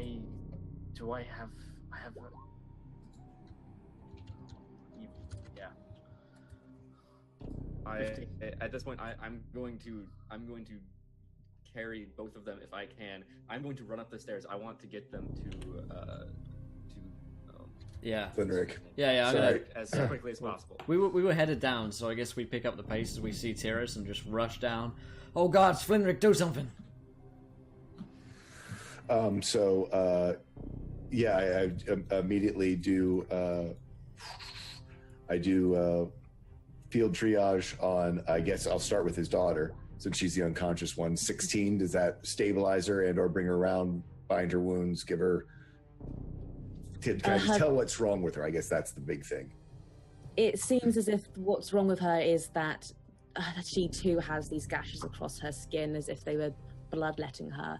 But with your triage, she seems to, her breathing steadies out somewhat, and the flow of what blood remains in her seems to stop. I looked at her. She's been drained. She needs fluid. She needs what? I look around. What anyone? I've got water. Have. Water skin. If that's gonna help, to get to drink. I mean, so that the body can begin to. Get this down turn here. around and say, do you know medicine and how to heal people? Could you give her blood from one of us? I've seen it done before. Yeah, I was wondering what this is your world. Is that a thing to do a transfusion, or also does heal? Does cure wounds help being drained of blood? Those types of questions for Louise. The way I would envision it is, I've seen it done in a medieval setting. Is literally you like stick a vein with like a tube, and then it's like an actual hand pump, and you manually pump through. So it probably requires specific equipment that we probably don't have with us. But is that a thing that is around? And yeah, does it exist in this world? I guess. Yeah, it's certainly something. That's certainly something that would exist in the world. Cool. But not in my triage kit. No, sadly, you don't carry that around on a daily basis. Would I know whether or not cure wounds would help this, since it's more of a regeneration of blood volume. And I mean, is the reality that it's not? I mean, would a restoration work better than a cure wounds? Would I have that knowledge from being that if you were to perform a cure wounds on her, it would at least heal the wounds that she has been inflicted, which would stop future problems arising of it coming again. Or infection being Or a key infection. one.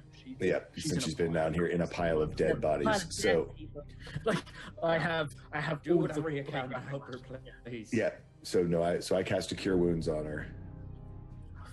Stand by. It popped up.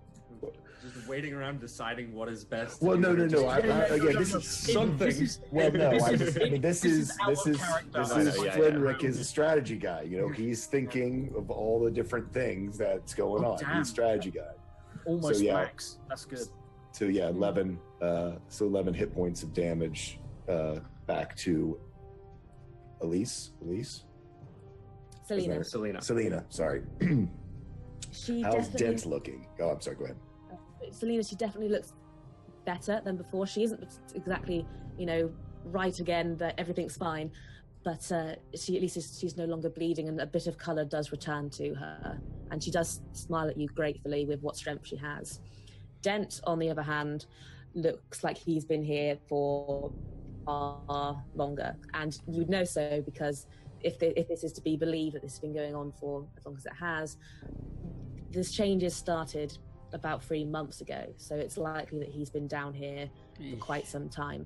The on his skin are severe. He is pale. It is impressive he's held on this long. Go ahead. I was gonna say, having absolutely nothing to medically contribute here because I don't know anything. I noticed those symbols that were scrawled in their own blood. Being that we've now checked the room and found who was coughing, and you guys didn't. I want to go over and see it. Can I? Because I know magic, so I would like to see if I can investigate. I speak languages wise. I speak human, Thieves' Elvish, and Dwarvish. Perfect. So do you have a detect magic that you can do? I do, which I will. I can. I'm gonna still be giving her fluids, his daughter, and just making her drink and etc. Thank you. God, Selena, I was so worried. She's okay, lad. She's okay. So with your detecting of magic, you do sense a very, very strong, very potent aura here. It looks as if the symbols that are on the ground seem to glow slightly when you look at them through that lens, as do the bodies, and in fact, mostly does the blood that has been let from them. Looking in more detail at the symbols itself, you do realize there are some that aren't exactly familiar to you. They seem a little bit too, perhaps, ancient. There is one, however, which you do know, which is a symbol that you have seen before, and that is the symbol of a crow. It's very painstakingly drawn in blood on the ground. It looks like this must have taken a long time for it to be, and as meticulous as it is, it's a symbol of the crow with the thorned rose in its bloody beak. Which we've seen before. I might need prompting. Do I remember anything more specific about what the symbol is for? It's the medallion. It's what we saw on their rings. The guards' rings. I don't think you were there. It's the Mindar. I was. I still have one. I still have one of them. I just remembered. In which case, seeing that, I will commit that to memory, and then I want to take out my water skin, and I want to get rid of as many of these symbols as I can. I'll drain my water skin, maybe, because I want to just see if I want to. Because I've got this detect magic, and I can keep it up for 10 minutes. I want to go around, and as I rub out the symbols written in blood and sort of wash them away, does the magic fade in any way? Because I know does this counter it, or is it once? Weird internet for Josh there. I think I got it. I think as you do so, you see that as you erase the link between the symbols and the people themselves, it lessens. It doesn't necessarily dissipate immediately, but you see that the glow and the aura begins to dim. The second I've tested it, I will go over and see if there are any around the pile that Dent came out of, and if they are, I get rid of them. There are a few there. Those are mainly the ones that you don't seem to recognize. They seem to form a circle around the mound. I try and wash as many of them away as possible, but can I note them down real quick, what they look like? I'm not asking for a description, like, just make a note of that I have them. Yeah. Cool. Sweet. We'll jot them down and then wash them away, and hopefully that'll stave off whatever this is. So, looking at Dent and seeing that he's been down here for quite some time, I want to do triage on him to see if he is, about his wounds, whether he's, if he is probably, septicemia or poisoned or any of those things from, infected, all that kind of stuff, those types of things. 17. With a 17, you can definitely tell that he's been infected with something. It's something that you personally have not seen before, this type of infection that seems to eat away at the flesh itself. But you see that he is definitely not as he should. There's something more going on than just wounded. I presume he lights up with magic, like with whatever he this does. Is. Yeah. Okay. In which he case, is a glow. I will inform you of this and sort of explain that it's symbols. It's Mindarian something. I don't know. I can't read it. But And Selena's lit up as well. To a lesser extent than Dent. Yeah. He sort of is talking specifically to Flinrick and trying very hard to avoid Tyrus's gaze because he doesn't really know what he's telling Tyrus and what that entails for future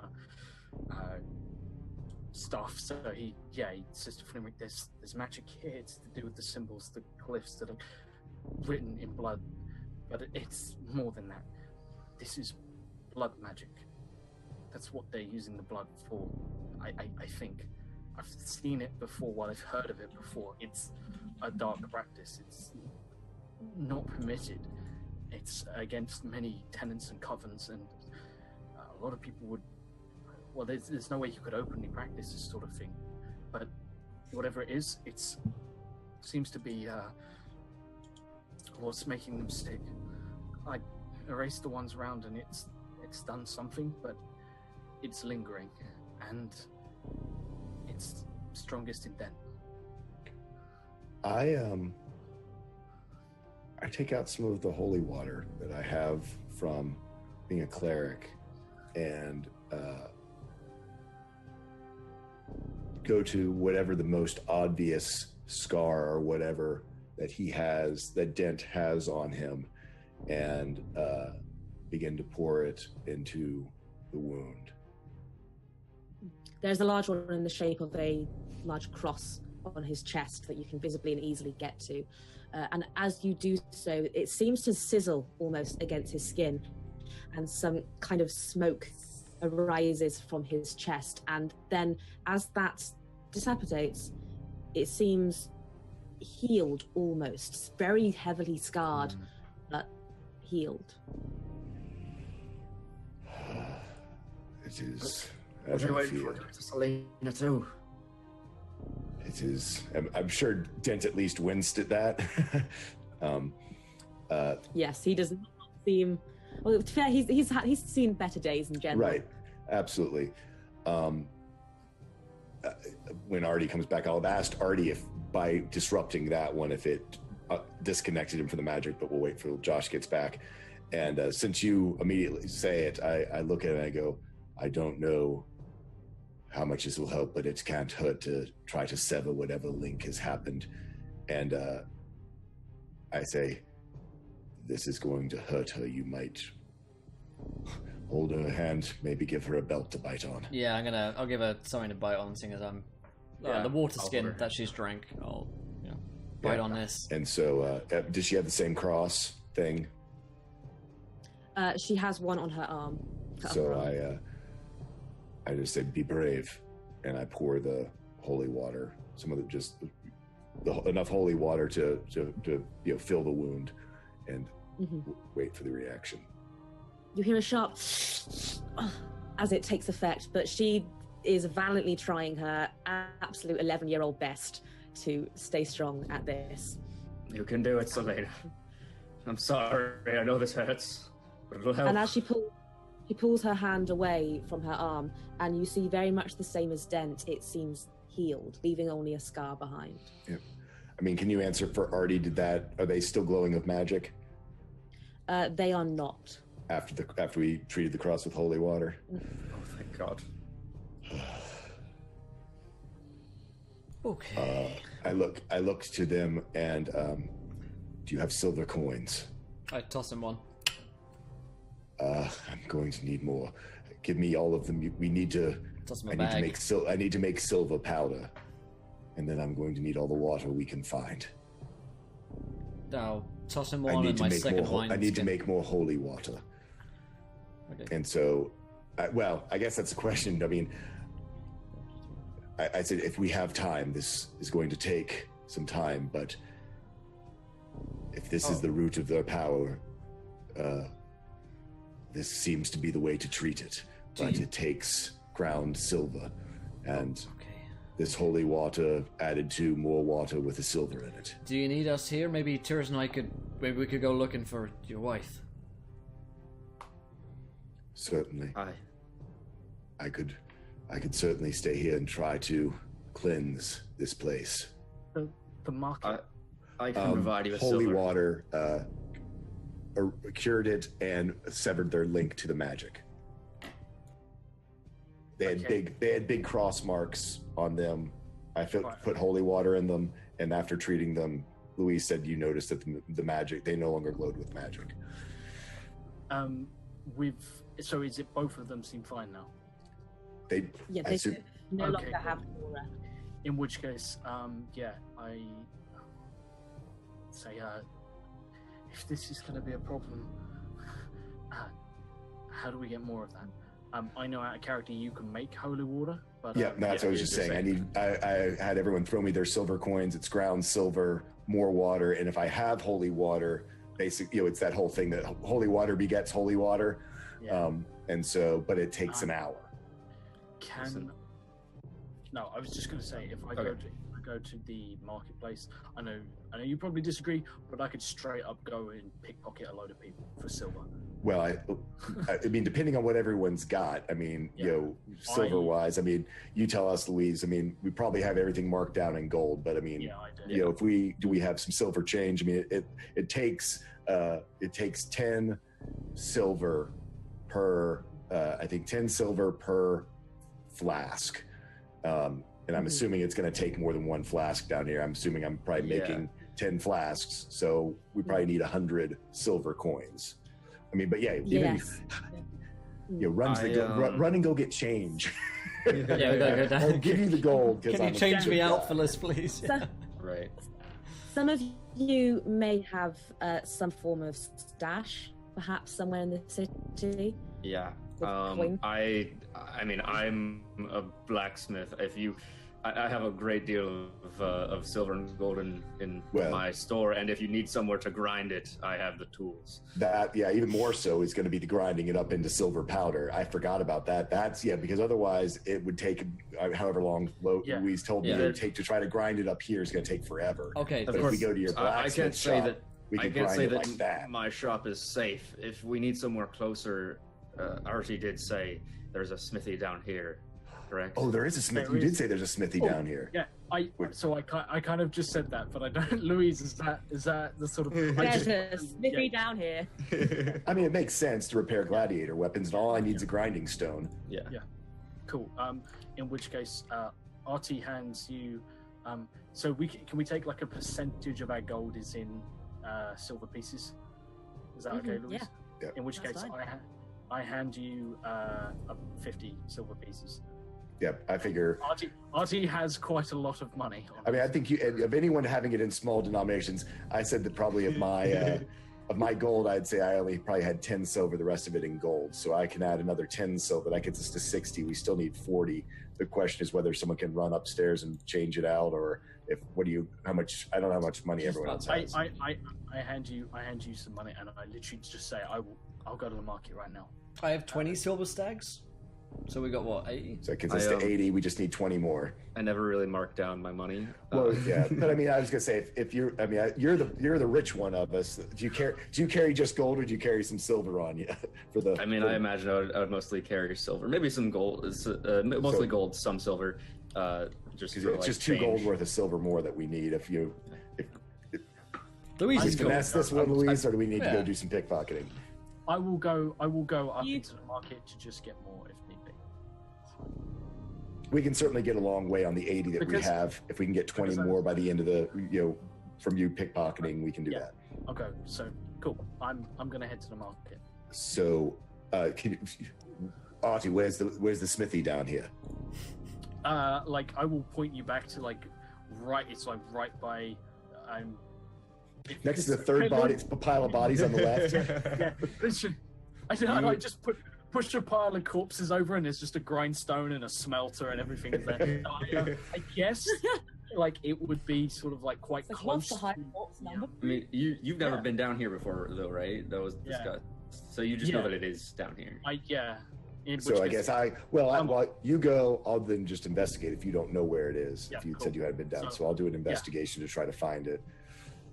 and I will head off to the market to go and see. Because Double 18s. Nice. Yeah, you can definitely make your way. You see the smithy ahead of you. It's quite rudimentary. It's nothing big. It's nothing like yours, Tyrus. You've definitely seen much better. Amateurs. This is very much a necessity kind of forge. Very kind of basic, but you can find it no problem. So I start to grinding silver. I don't want Selena to be staying down here any longer. So I want I to get her carry. out of here. I got yeah, I look strength you- 20, so Yeah, I mean, dying. I mean, I'm fine carrying her as well. I'd like to get her back to her mother. So yeah, I can do this on my own. I actually, I might ask if no one else wants to talk to Dent, I'll say, Dent, can you tell me what has happened? If you guys are having family issues, is Karazine staying as well with me down here? I'll carry her up and then come back down to chat to Dent with you. With regards to like it being early morning and people sort of being tired, I don't suppose that give me advantage of my sleight of hand to still stuff with it. I mean, Look at you with the puppy dog eyes. I mean, not really. It was a valiant effort. It was, I appreciate it. I get myself a neck crick doing that, but yeah, it's fine. Tougher for the cause. You win some, you lose some. But still, on a 16 is still a pretty good roll, and you managed to get about 8 pieces of silver. Cool. Relatively quickly. Strength check for how fast I can get some of this get this stuff ground, or what do you want me to do for grinding? Yeah, give me a strength check to see how quickly you can get this ground up. Ooh, small coins, not very grindy. It's a tiring process. It takes a while. You're having to do like one by one, but you're making steady progress. This might take some time. The other thing I want to do while I'm out here is keep an eye out, because I am very conscious that at some point someone's going to come sniffing around the arena, and the market's right outside, and you still have my bird. So if anyone comes as knocking, I want to be able to tip you guys off that you got a scar. So a perception check, I guess. Yeah, give me a perception. 21, no advantage from me, but On a 21, you see that there are, rather than people heading towards the market and towards the arena, there seems to be a large group of relatively agitated people heading up towards the upper quarter. That's where Yeah, you have the just cut- gallows was, right? Right. Mm-hmm. So am I able to have a brief conversation with Dent? Is he still Yeah, with you're it? No? able to. He's holding on. Just All right. there. I'm gonna say, did you hear anything? Did anything at all? All I remember, we went to Mendara for delegation mission. It was supposed to be peaceful. we were attacked. They Yeah, never we're came set back. upon something, and well, next I woke up, I was in some cell somewhere. Okay, whilst you were down here, anything today? Did you hear anything about anyone else? I want to know if any other families have been taken or if they're all dead. There wasn't as many here as when I first arrived, but it's been growing, getting more and more every day. I'm sure you've heard of the disappearances. It seems they are linked to this. All I know is, as much as I can stay conscious to see, they are thrown down here. They are opened in various ways, and what blood they have serves these symbols that they've written on the ground. Okay, well, thank you then, and for what it's worth, you're a good guy. I'm gonna head back up. Good. Before you go, he will reach out very weakly, and with a very weak grip, he'll try to grab you by the wrist. He'll say, "Please, this is not what I fought for. This is not what any of us fought for. End this, please. I don't want to see our city like this. And if you can't, if all is said and done and we can't fix this, end me. So I don't have to visit this any further." I look at him, I say, I'll do what I can, Dent, and if worst comes to worst, I'll be there at the end for you. And I turn and I walk back up to the group. So how far away from like the blood room is the smithy? Did I hear any of that, or am I off grinding? You'd have not been able to hear that. You're on your grind, man. You're on your grind. Dude, Every grinding, day. man. On your grind. Is it? Never We're miss gonna Silver like Stag come Day. back. We're gonna come back in like schools leveled up to like level 10. Just Right. start up and grind. Oh, dude, man, yeah, I'm grinding boars in Westfall, man. Just I gotta- kill boars. So you mentioned there are people headed towards the gallows. Correct. Yeah.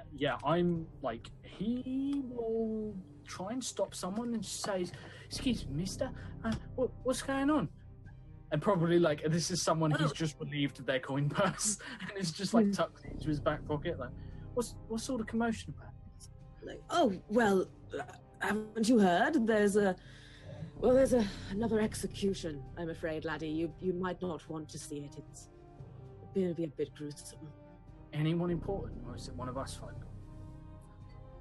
I don't know her myself. Some woman, I don't know. We've all been informed we have to watch. Some message, I suppose. Says who? Them, and he'll point to some of the officers who are making their way up there as well. He turns around again. I'm gone. I see the guards coming. I'm just like, them. Fuck this. And I'm gonna slip into the crowd. I'm gonna go with the crowd to avoid these people. The guards going towards the arena. I presume they're coming this way. No, they are headed up towards the gallows. Cool. I'm gonna go lose them in the crowd and see if I can see who it is, because I am looking for someone.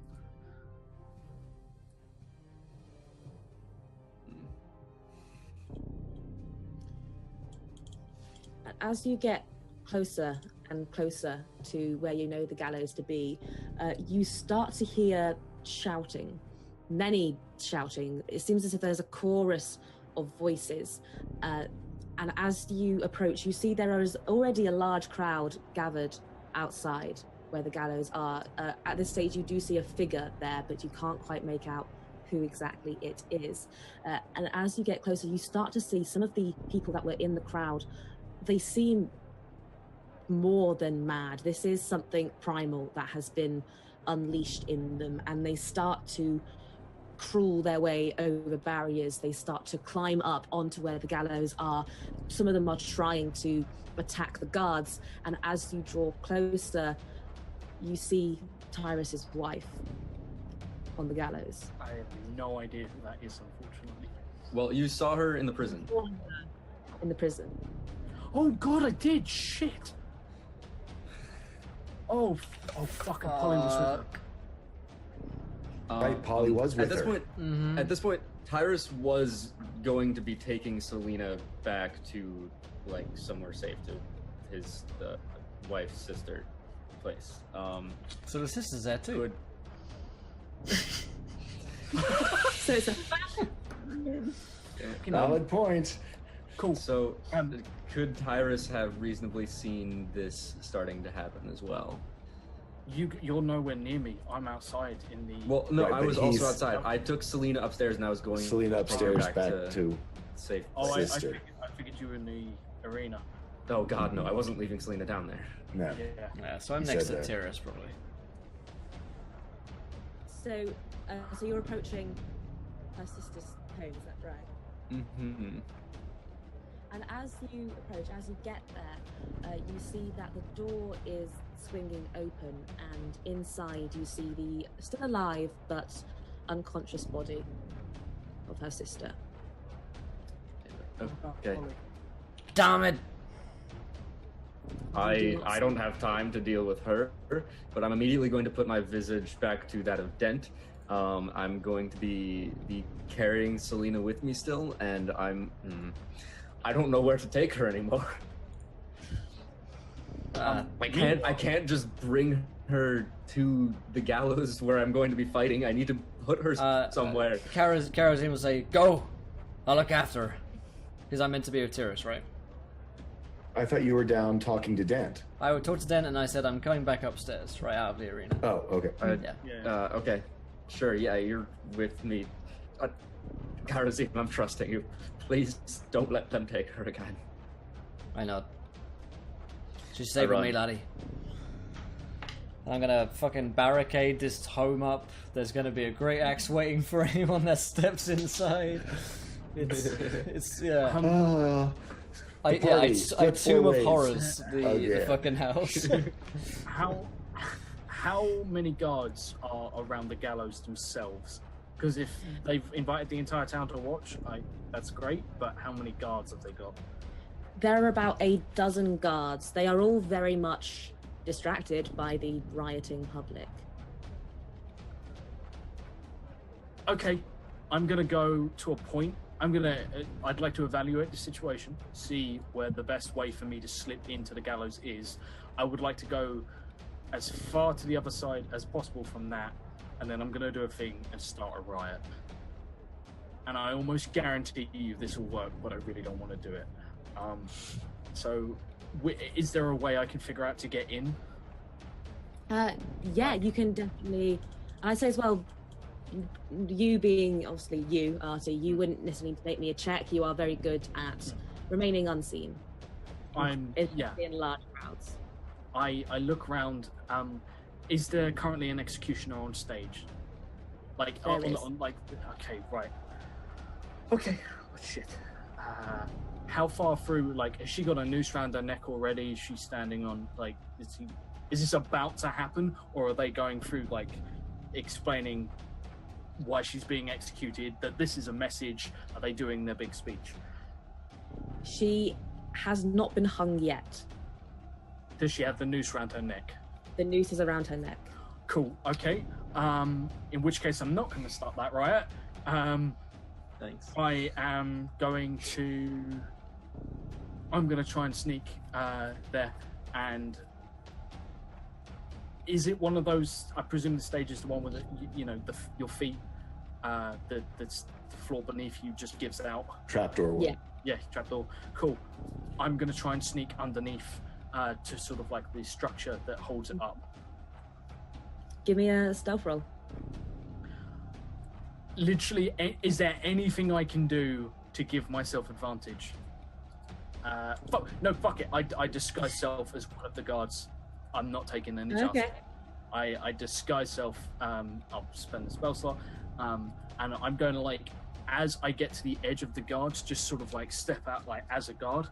I'm going to walk round, sort of like gesture for like some of the crowd to sort of like back off, do the same sort of crowd control that the others are doing.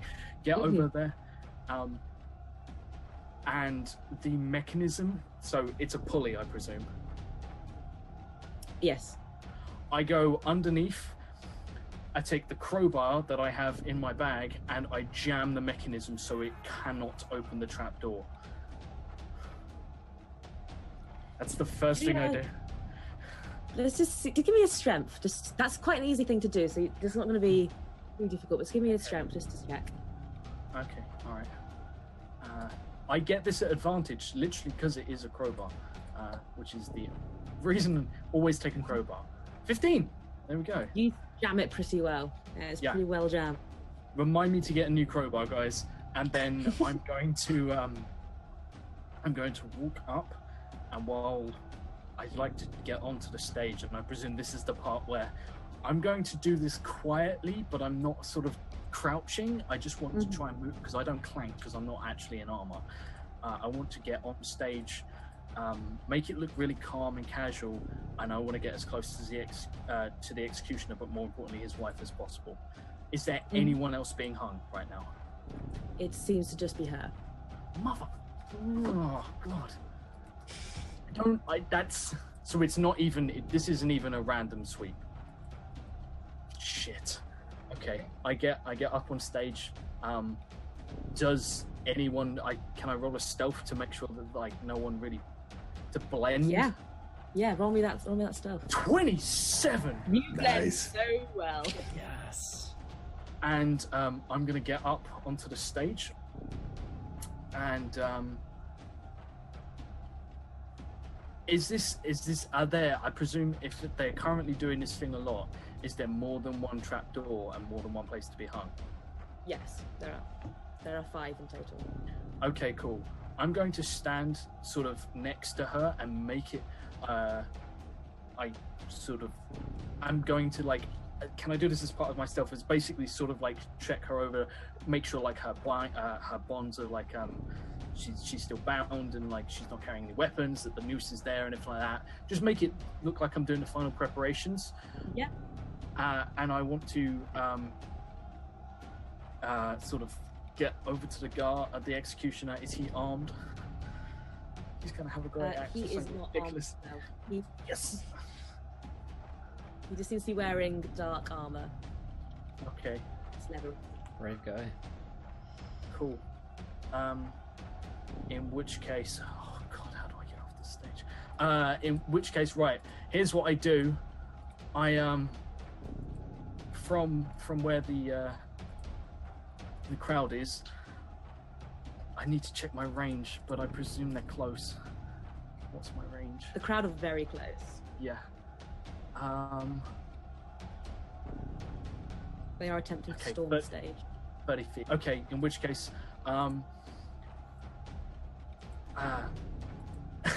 going to use minor illusion, and from the crowd, I'm going to have a voice yell, "For the revolution!"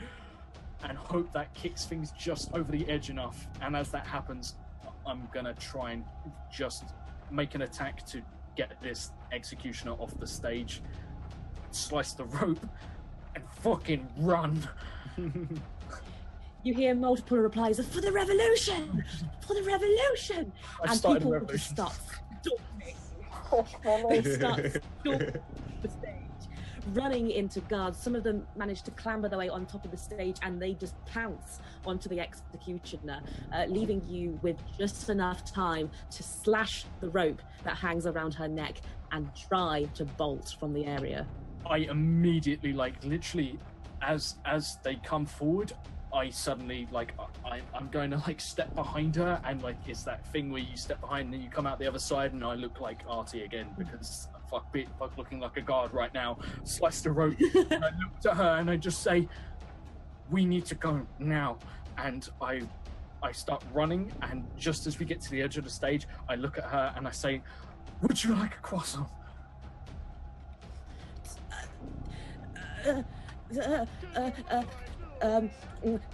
hang on, wait, no, it wasn't the other one. It was butter. Butter. We jump off the stage and we run. Run like fuck. Fuck. Jan would be so proud of Artie. Single tear. Oh god, I was literally just looking at Roll20 like, don't hate me, Speedy will never forgive me. Oh.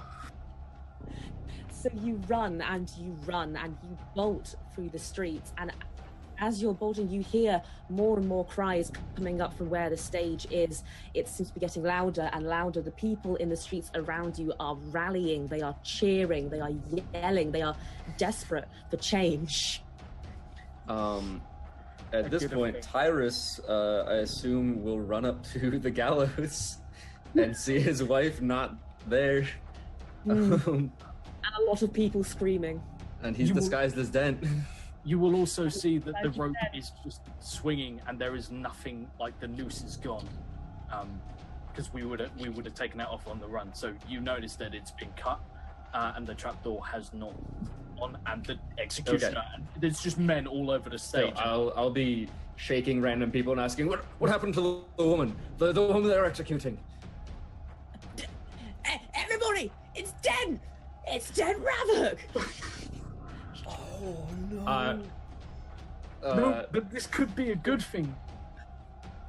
This might be a good thing. Okay, right. Think this through. This could go one of two ways, because you have been a dick of late, but you were someone who fought in the revolution. That's true. So you have two ways of playing. That's right. For the revolution! Yeah! Den is back. Roll me a persuasion. I'm going to say that's what that is. Deception? No, because Tyrus actually. Oh no! Oh god! Rest in peace. With +3. Man, if you die trying to save your wife. If I die trying to save my wife after she was already saved? Yeah. Can I? By a 14-year-old. By 14-year-old. We knew we hated Artie. Can I just roll to see? And this is up to you, DM's discretion. But like, while I was up on stage, I was genuinely like, I would have had to check the crowd over to see which way we're gonna go through the crowd. Can I roll a perception to see if I spotted Dent walking in? Because I know I'd also be looking out for major people, because I'm terrified that like officers are going to arrive and high ups. Or was I already? You'd already gone. Bugger, okay. In which case, we are running, and I don't know where we're running right now. I have not figured that far out. I guess the arena. We're going a long ass way round to the arena. And in the meantime, Tyrus, you yell out in as much of an inspirational voice as you can muster in all the panic, for the revolution! And the man nearest to you, the man that recognized you first, will level you with a stony glare and be like, "You've tried that one already, mate." And he will reel his hand back into the form of a fist, and he's going to try and just punch you directly in the face. 10. He misses. In all his anger, he misses. Terrace, you get a nat 20. Realize now. You get a nat 20. You do realize now, this is a riot. There are a lot of people here. None of them are particularly pleased with your presence. I'm going to try and just sort of duck away for a second and Turn back to Tyrus. And hope that they don't notice me. It's good, because what we need to go from is them being pissed at Den to them being suspicious that everyone around them could be shapeshifters, and therefore make you paranoid. Oh no. Yeah. Not 20, that sleight of hand to get away with this dude. Yeah, that's what I'm doing. I'm not 20 for whatever check it would have been to just turn into Tyrus without anyone noticing. And just having him be like, "Where did Dent go?" Yeah. That way. You manage to weave your way through the crowd, and as you emerge again, you are yourself Tyrus, and you see a lot of people kind of looking around in confusion, but like, where did he go? Did he go that way? Where went that way? And everyone is just panicked, and it's chaos and it's just crazy in this area right now. But at least no one's attacking you anymore. Trust no one. The revolution is here. Least of all me. Doppelgangers. Yeah, just yell it out like fire in a theater. Doppelgangers. You do see as well, towards the front where the stage where the guards were, they are cleaving their way through many of the peasants that are attacking them. Some of them are managing to overwhelm them if they converge enough and take them down, but there has been already quite a loss of life.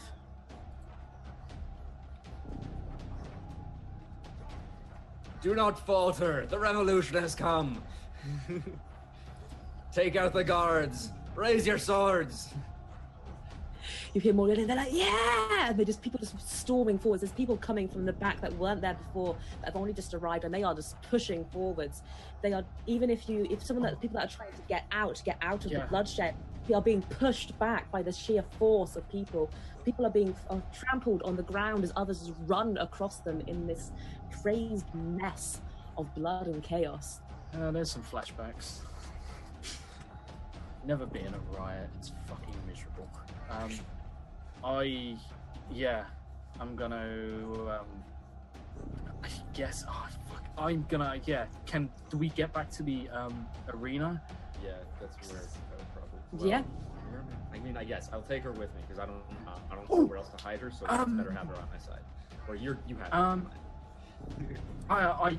I pause like down an alleyway and I check where Flinrick has it. I check to see Flinrick is still back in the arena for like a split second. I just see through the bird's eyes. See Flinrick, have you moved? Because you don't know any of this. No, I'm assuming I mean, how much time has passed? Have I finished grinding silver? Have I made the holy water? I mean, has it been an hour, or has it been 30 minutes? Has it been 15 minutes? Has it been 2 hours? It's probably been about 15 minutes. This all happened very quickly. Fuck. Okay. In which case, okay. I thought it was like half an hour. I thought it was half an hour. It would have been. It would have been from the arena about, all the way to the upper quarter and back. It would have been about an hour. Okay. Yeah. So. Okay.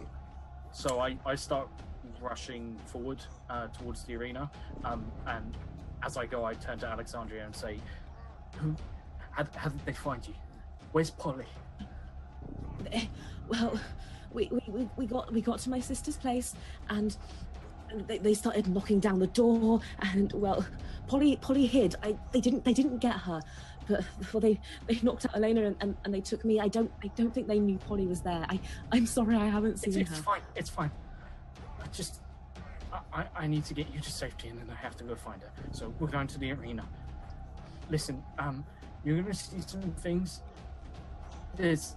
I can't explain, but Flinrick's there, and he's dealing with it. Okay, so I need to get you back.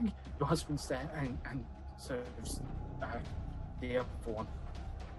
And he starts running. Right. Yes, and she will run with you to the arena, and do we all converge back there? I'm still in the house technically, so Yeah, you're barricaded in the house. yeah. But when we meet up with Tyrus, we will know that you're there. Yeah. Okay. So, after Well, your does plan, Tyrus know to go to the arena, or would he go back to the house? I guess I would probably go back to the house first. Yeah. We will link up somewhere. Yeah, and then take him. Oh, back to yeah. the arena. I just looked at the Take it clock. back to the arena together. I don't know if Polly was still hiding in the house, if Karazim found him or anything. But otherwise, we're all at the arena. So you can give me a perception check to see if you can find Polly within the house. See if you can find if she's been hiding. Okay. Well, yeah, I'm not hoping. I guess a 12 for me. You don't find her. All right then. Well, I'm staying put.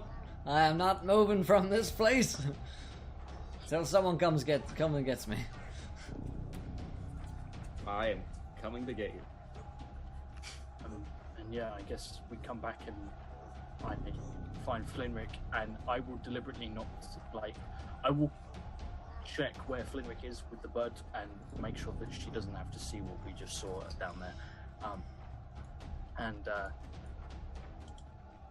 come around and just say, I found Alexandria. They went to her house. She can explain, but they tried to hang her in the city. They tried to make people watch. I got her out, but there's a riot going on. People are dying in the streets. We need to get out there. Just her, with the others that were there as well? No. I don't know where Polly is. She said that they didn't find her. But no, was it a target? Do they know who they're looking for? Yes. It wasn't just a pickup. Just her on stage. There wasn't random sweeps, okay? This is targeted. They're coming after us. So whatever the time, it's an hour to make holy water, and then plus whatever much time that it takes to grind the silver. Are we there, or am I still? Well, actually, you've got to give me the rest of the silver because you just got back with it. just fucking like silver, like just pours all of it. Fucking throws money at you. Doesn't his mind is very much more worried on So I've made, I guess, the first batch, or how much time has elapsed? Has enough time elapsed for me to get at least the 80 silver piece worth of silver done, and then we'll make some more to finish off. So I actually, I say to Artie, keep grinding. I've got to go take care of the other room, and I sort of look at Elizabeth, Eliza, Alexandria, and just say, you should stay here. And where are the others? They left after you left. Tyrus wanted to get his daughter out of here. Do you reckon they would have gone home? Oh, to his sisters. They were hiding at his sisters. I'd turn and I'd ask Alexandria, where is your sister's house? Where does she live? She lives opposite the docks. Right, stay here. I can find you. If anything happens, tell Ren, because I've just remembered my bird's name. Tell Ren, and Ren will tell me if you have to move anywhere, if you have to go anywhere. I will. Same code, and if I think they're coming to the arena, then I'll warn you. And he's gonna run as fast as he can, like any back alley sneak route that he knows to stay off the streets to get. This is Tyrus's wife, isn't it? Yeah. Yes. Has Tyrus ever shown you how to use a grinder? I mainly bake, but I'm sure I've picked something up. Silver coins, they're very soft. Keep grinding. Keep grinding the silver. It's just like grinding cornmeal or wheat. I can do that. Yeah. And so I put her to work on the silver. And I leave Ren with her while I go up to the other room. Do we need to tag out? We can go for a couple more minutes if we need to. Okay.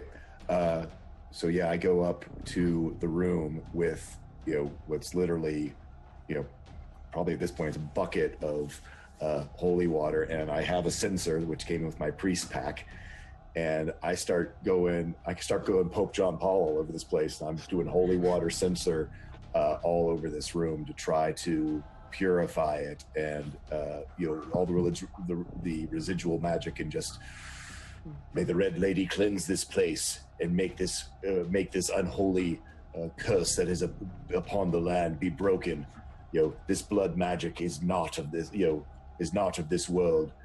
Break this curse, lady. Be with me and cleanse this with your holy light and with the light of your intellect. And as that starts to take effect, and you see the wounds of the corpses that you managed to get splashed start to knit themselves together, and the symbols on the ground start to sizzle and disappear, that is where we will end today's episode. Cool. That was Very cool. Yeah, man, I am sweating buckets right now. I've been so stressed out. Oh man, Troran comes in with like 10 months. Thank you, buddy. Appreciate it. Fuck. Wow, that is where we're going to be wrapping up tonight's episode, my friends. That is where we're going to end today's stream. Hopefully you guys enjoyed it. If you did, please do let us know in the chat. Oh boy, and yeah, stick around. We'll do another raid here in a couple of minutes' time. But yeah, let's go around to custom crew. What did you guys think? Also, if you guys in chat enjoyed it, haven't followed it, hit that button and join us. But yeah, let's hand over to Louise. Fantastic job, Louise. That was awesome. How you feeling? I'm feeling good to finally get that that bomb out of the way. I was convinced you'd already knew, and I was like, damn it, they're gonna know. But no, I'm very glad. No, I'm also very sorry about your wife, Tyrus. Oh my god. The stress.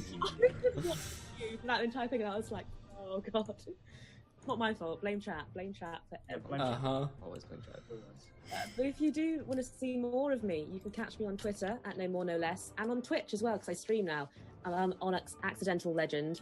I do map making for D&D, and I do general gameplay as well. And you can also catch me coming up this Thursday on Speedy's channel, but I'll let him say a little bit more about that. And I'll put my links in the chat. So yeah, thanks everybody for being cool in the crew and in the chat. I love you all. You're all the best. Louise out. Nailed it. Speedy, let's go over to you. How you doing, man? I am stressed out, okay? This episode has been just terrible, absolute worst episode ever. It was great. I hate you so much for everything that you've done to my wife and daughter throughout this. But I probably was asking for it by building a character with a wife and daughter, I suppose. Yeah, no, I'm loving how all of this is turning out, and it's God, every bombshell is I'm dead from it. But I'm Speedy. I'm Not So Speedruns on Twitch and Twitter. I'm a variety and D&D streamer, so I do like some indie video games, and I also do D&D on Mondays. I do one-shots on Sundays with viewers and guests. If you want to sign up for one of those, you can find the link pinned to my Twitter. But on Thursdays, I'm starting a brand new series in Blades in the Dark, which is a really cool, dark, industrial fantasy setting where we all play as criminals and gang trying to gain influence with factions and things like that. And Louise is going to be on that. Trending, the voice actor, also streamer, going to be on that as well. So it's going to be a really, really good time. I cannot wait for it. So Awesome. Check that out this Thursday, 8 p.m. Eastern. Yeah, Awesome. Tosgo. Hey, what an episode. I mean, just like nail biter, cliffhanger, stress, giant room full of bodies. Are they all going to come to life? Amazing. Great job for keeping the tension up. Louise, it was awesome. I had no idea doppelgangers, and I was thinking of I was mind control, this, that, and the other. I was not thinking doppelgangers. I was like even running down like vampires. Doppelgangers. It's like the bane of the D&D world. Awesome. Anyway, you can find me on my channel on here on Tuesdays, and then you can find me on my channel on Saturdays. We are run our channel 100% for charity. This month's charity is the American Cancer Society, and we are not only just doing our normal broadcasts on Saturdays at noon. On the Saturday Memorial Day weekend, the 27th, we actually are going to be doing a 7 to 8 hour broadcast as sort of like a mini marathon to try to see if we can possibly raise $1,000 for the American Cancer Society this month.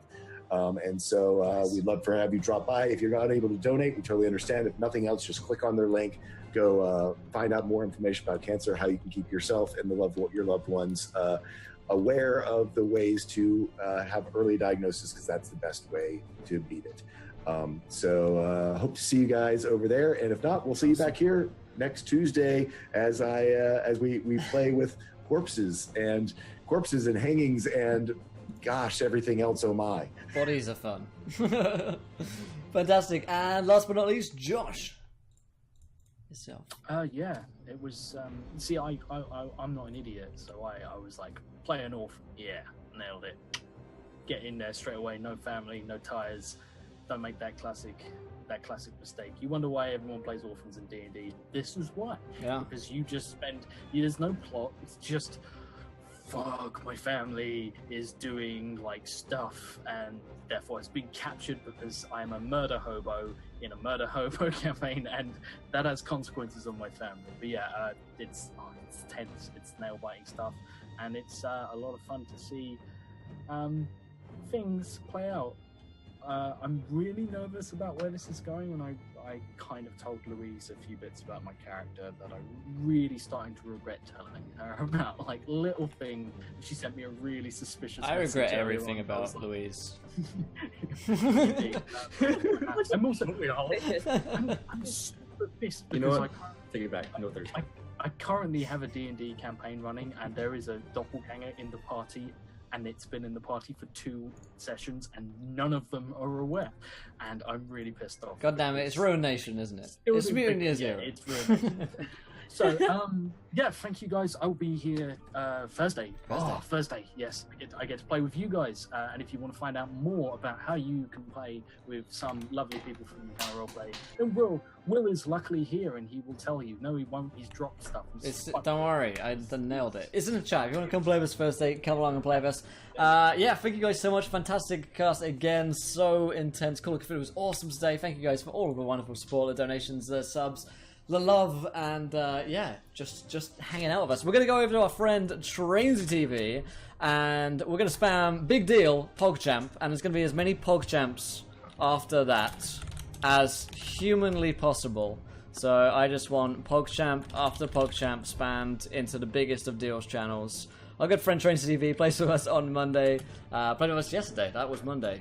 That makes sense. So copy that pasta there, and we'll go spam it over in his channel. I'll be back tomorrow for Wayward Tides at 1 PM. Got the fantastic Laura Lania joining us. And at 4 PM, we've got Tales from the Yawning Pool. So I'm excited for that. Thank you guys for all the support again, and until next time, try not to roll too many nat ones, because we're going to be here laughing when we do. Good night, everyone.